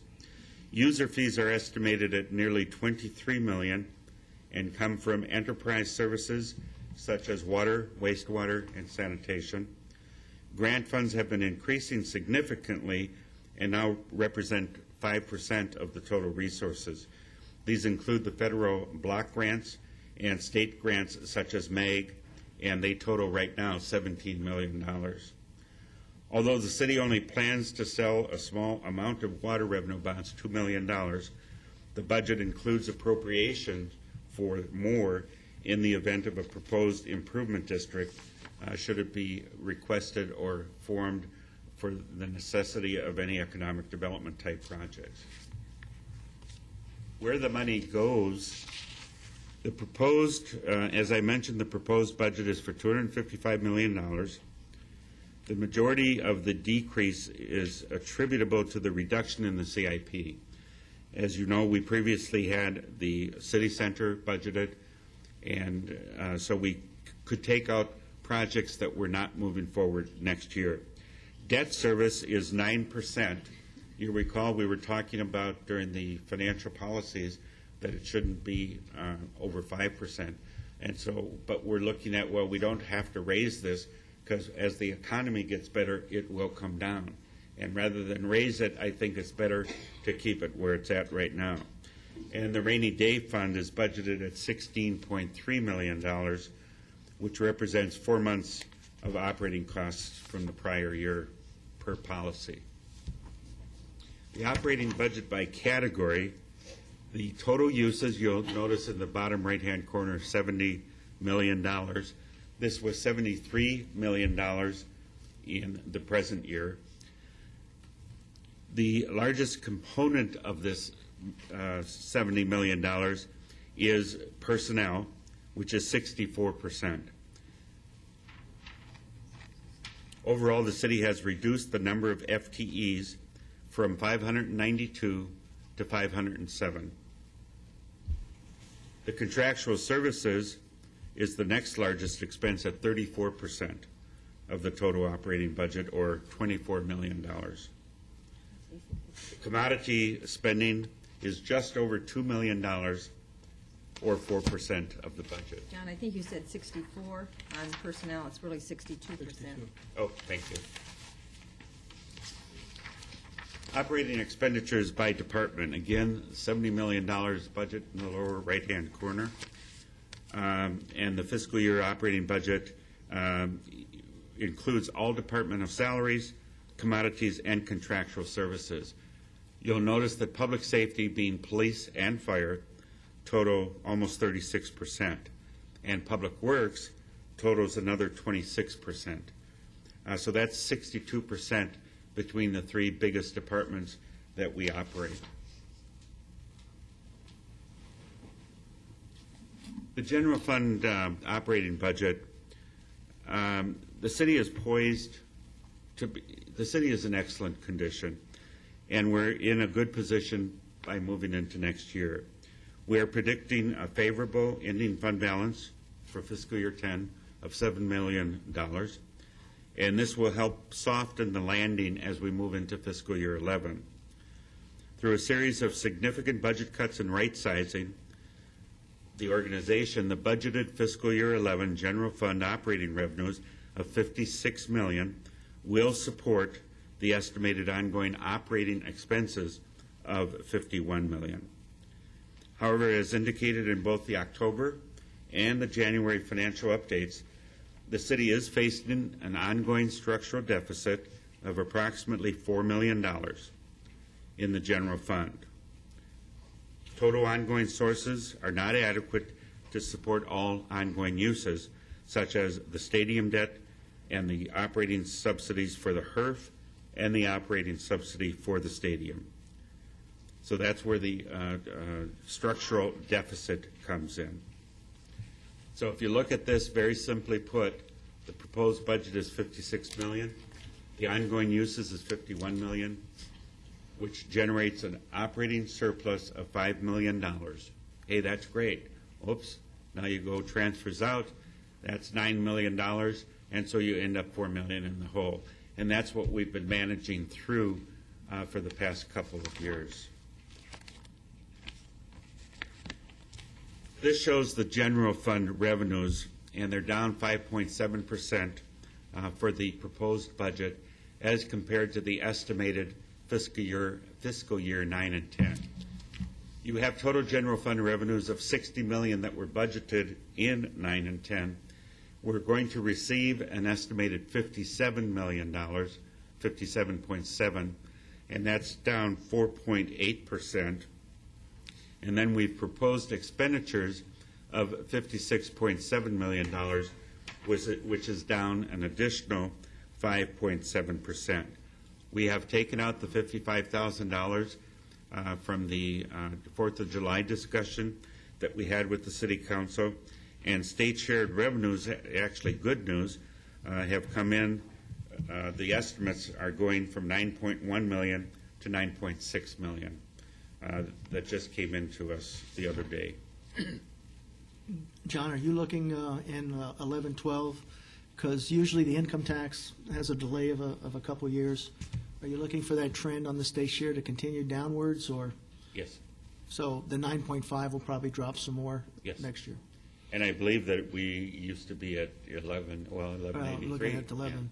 And the other area, I guess, is on the development related, and anything new looking on the horizon for that? Nothing new from my perspective. We have in this budget incorporated construction sales taxes at a low level of $300,000 per month. And as you know, we were at $25 million in 2006. General fund expenditures are estimated at $52.5 million, or nearly 8% lower than the previous budget of $56 million. The $37.1 million in personnel is primarily the increases from health insurance and the fact that we've added one person, that's the building inspector, that we needed during this year in order to keep up with the things that were coming in. And the other operating includes $2.1 million for development reimbursements and $500,000 for contingency for economic development and that type of activity. Budget initiatives, we noticed during the preparation of the budget about $1.01 million of things that needed to be added, such as the park and ride operating costs. This is for half a year of $60,000. Health insurance going up $400,000. Increasing water costs for parks, $300,000. Elections costs at $65,000 for each election, $130,000. The additional building inspector that I referenced is $66,000, and the telephone system is $60,000, and that's for a total of $1.01 million. John, does that increase water costs for parks? Was part of that that you couldn't use, what is that, affluent? And you had to go with Not water really. on the fields? Not really. It's based on the LIPSCO increases, which we're projecting will end up somewhere around 70% to the rates. As you know, they're currently in rate discussions with the ACC. And then also our rate increase, which went into effect in January. This is to pay the extra cost for all of the parkways and everything that we water and the ballpark. So as a percentage, you recall the 300 as a percentage, what is? No, I don't.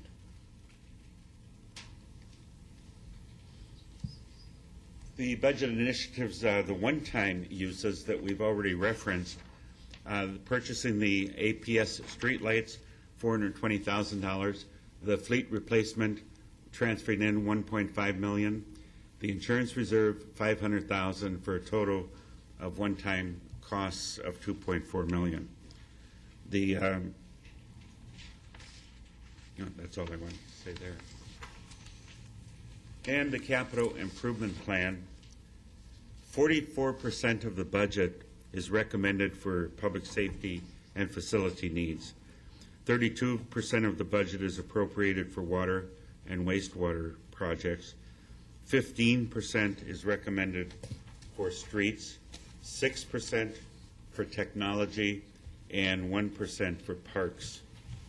And I believe that this is generally totally consistent with the CBC's recommendations to you, that we focus on public safety and other things that, and I would consider water, quite frankly, public safety, because if we don't have sufficient water, it will obviously affect the city and the city's future.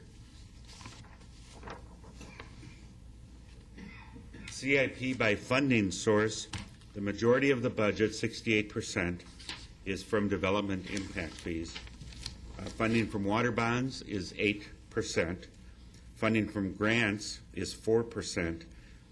The general fund portion of the fiscal year 11 budget is $5.1 million, or 20% of the budget.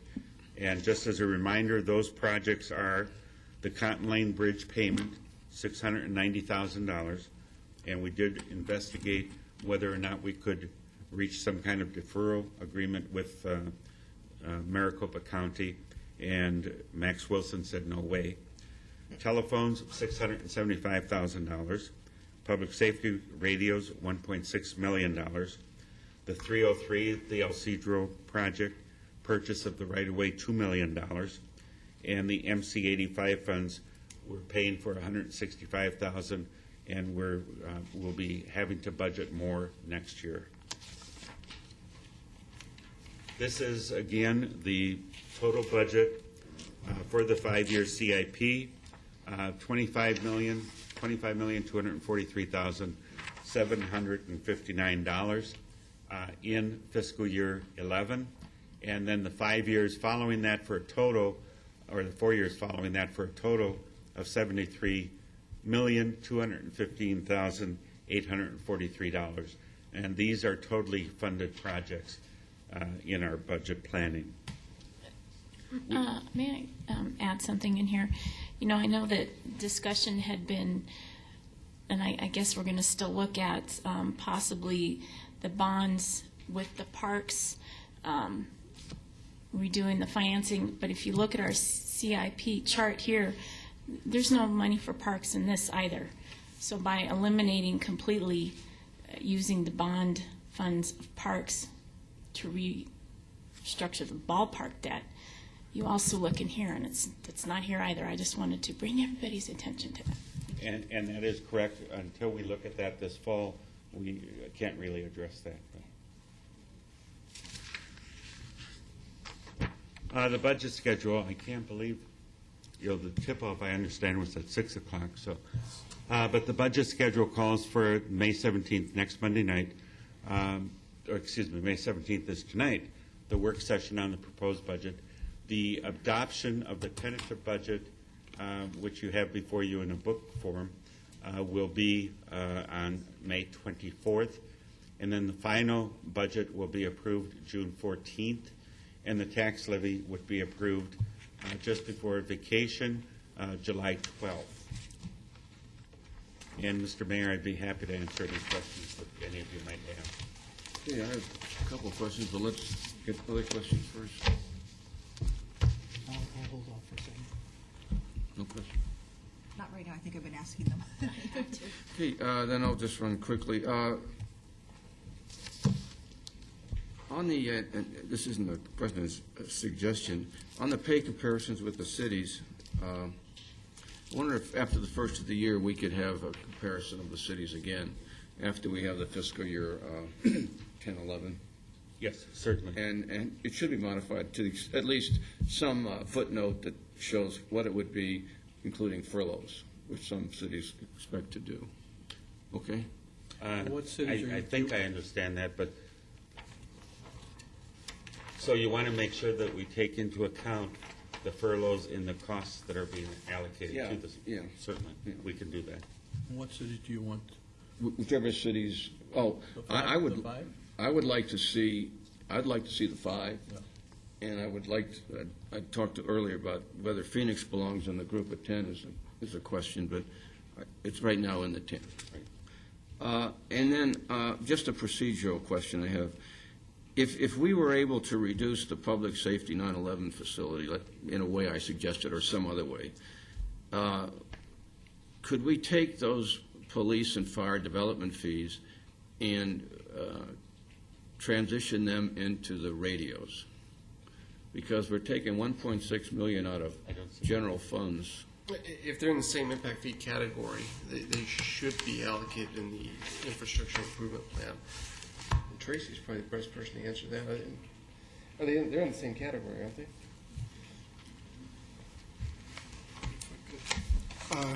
While they're in the same category, both projects anticipate using those funds. As they're funded, as I recall, we pretty much use those funds available between those two projects, so there really wouldn't be a shift that would help, say, the general fund. That's where it's coming from. The reason for the general fund amount that you see is a required match on our part. Okay. Thank you. And then, John, on your chart, you had that, look at myself, I meant the chart. We had the $4 million structural deficit. Okay, understand the $5 million in, not surplus, but sort of a income. How we pay for that? How are we going to pay for that shortfall? Can somebody put up on the screen? I mean, those are debts like the baseball that have to be paid. So how are we doing that? Larry, can you come up?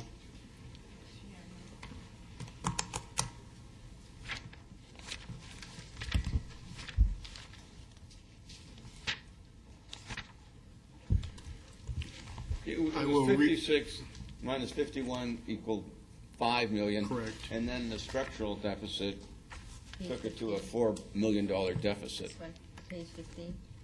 15? I think that's what he's talking about, this one right here. Well, yeah, no. I just want to find a particular schedule, if you don't mind that I look through real quick for the schedule. Could you please put the screen up again?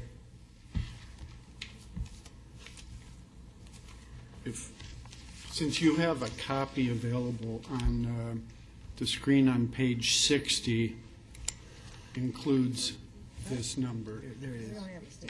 30, that one's fine there. Okay. That's just as well, 136 there. The 4 million structural deficit that is referred to is that line that's circled in the third column over, the column that says budget fiscal year 11, operating surplus slash, or in parentheses, deficit, 4,005,564. If you go down below in the one-time sources, they total $30 million. The one-time uses total $24.998 million. The net of those three items is the $1,288,000. So that is how that is paid for, and that is why the policy issue in the very first question, and the policy said that our ongoing revenues didn't cover our ongoing expenditures, including the transfers out. So we're paying for the structural caused deficit of $4 million with the items in the red under one-time sources. The one-time sources that total that, yes. Okay, thanks. Thank you, sir. Questions, or we have? I have a question on Good. a little different issue, more about some of the recommendations from the committee were about raising revenues. How are we coming in and looking to some of those, like the naming rights, the seat rights? I mean, All of that will take more study, but we are, for example, next week, I believe it is, you'll be holding the public hearing on the billboard sign. That's one of the recommendations, and so we'll be considering that. And the rest will be coming to you in the fall as far as naming rights and things like that. So those are two specific ones that I can recall. Some of the questions that I have asked our managers about economic development and marketing, and how are we marketing our city. And, you know, not just the ballpark. I understand that we have, I guess, come on board in the last 4 months, a revenue producer for the ballpark, which is fantastic, but I'd like to see it used for the whole city in some way, you know, because besides the ballpark, we have a lot of great things within our city that can be packaged around the ballpark use.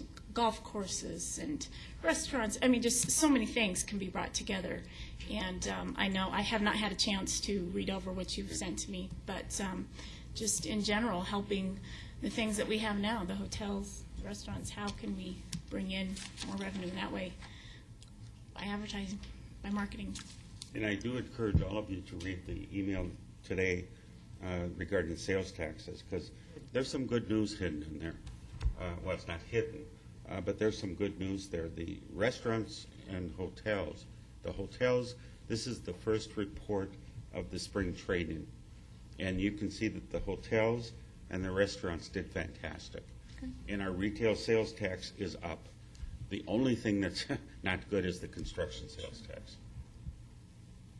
How about partnering with other cities too, like make it like a West Valley destination area? Like there's Exactly. the Wigwam they're redoing with Colangelo, package that with our golf course and. I think it needs to be for a higher end. a round table discussion. I think we should be bringing all the players together and talking about them. How can we really get the West Valley out there? I mean, we have the Estrellas, we have PIR, we have the Wigwam, like you said. There's certain things that in this region that we have that truly could come together for a tourism place. When somebody doesn't, if Ohio fans aren't coming to see those Ohio teams, what other reason might they want to come? And we don't want them to stay in Scottsdale and come over here for the games. Stay here. We'll sure check into it. No, it's a great idea. Okay. Councilman reports on current events? City manager?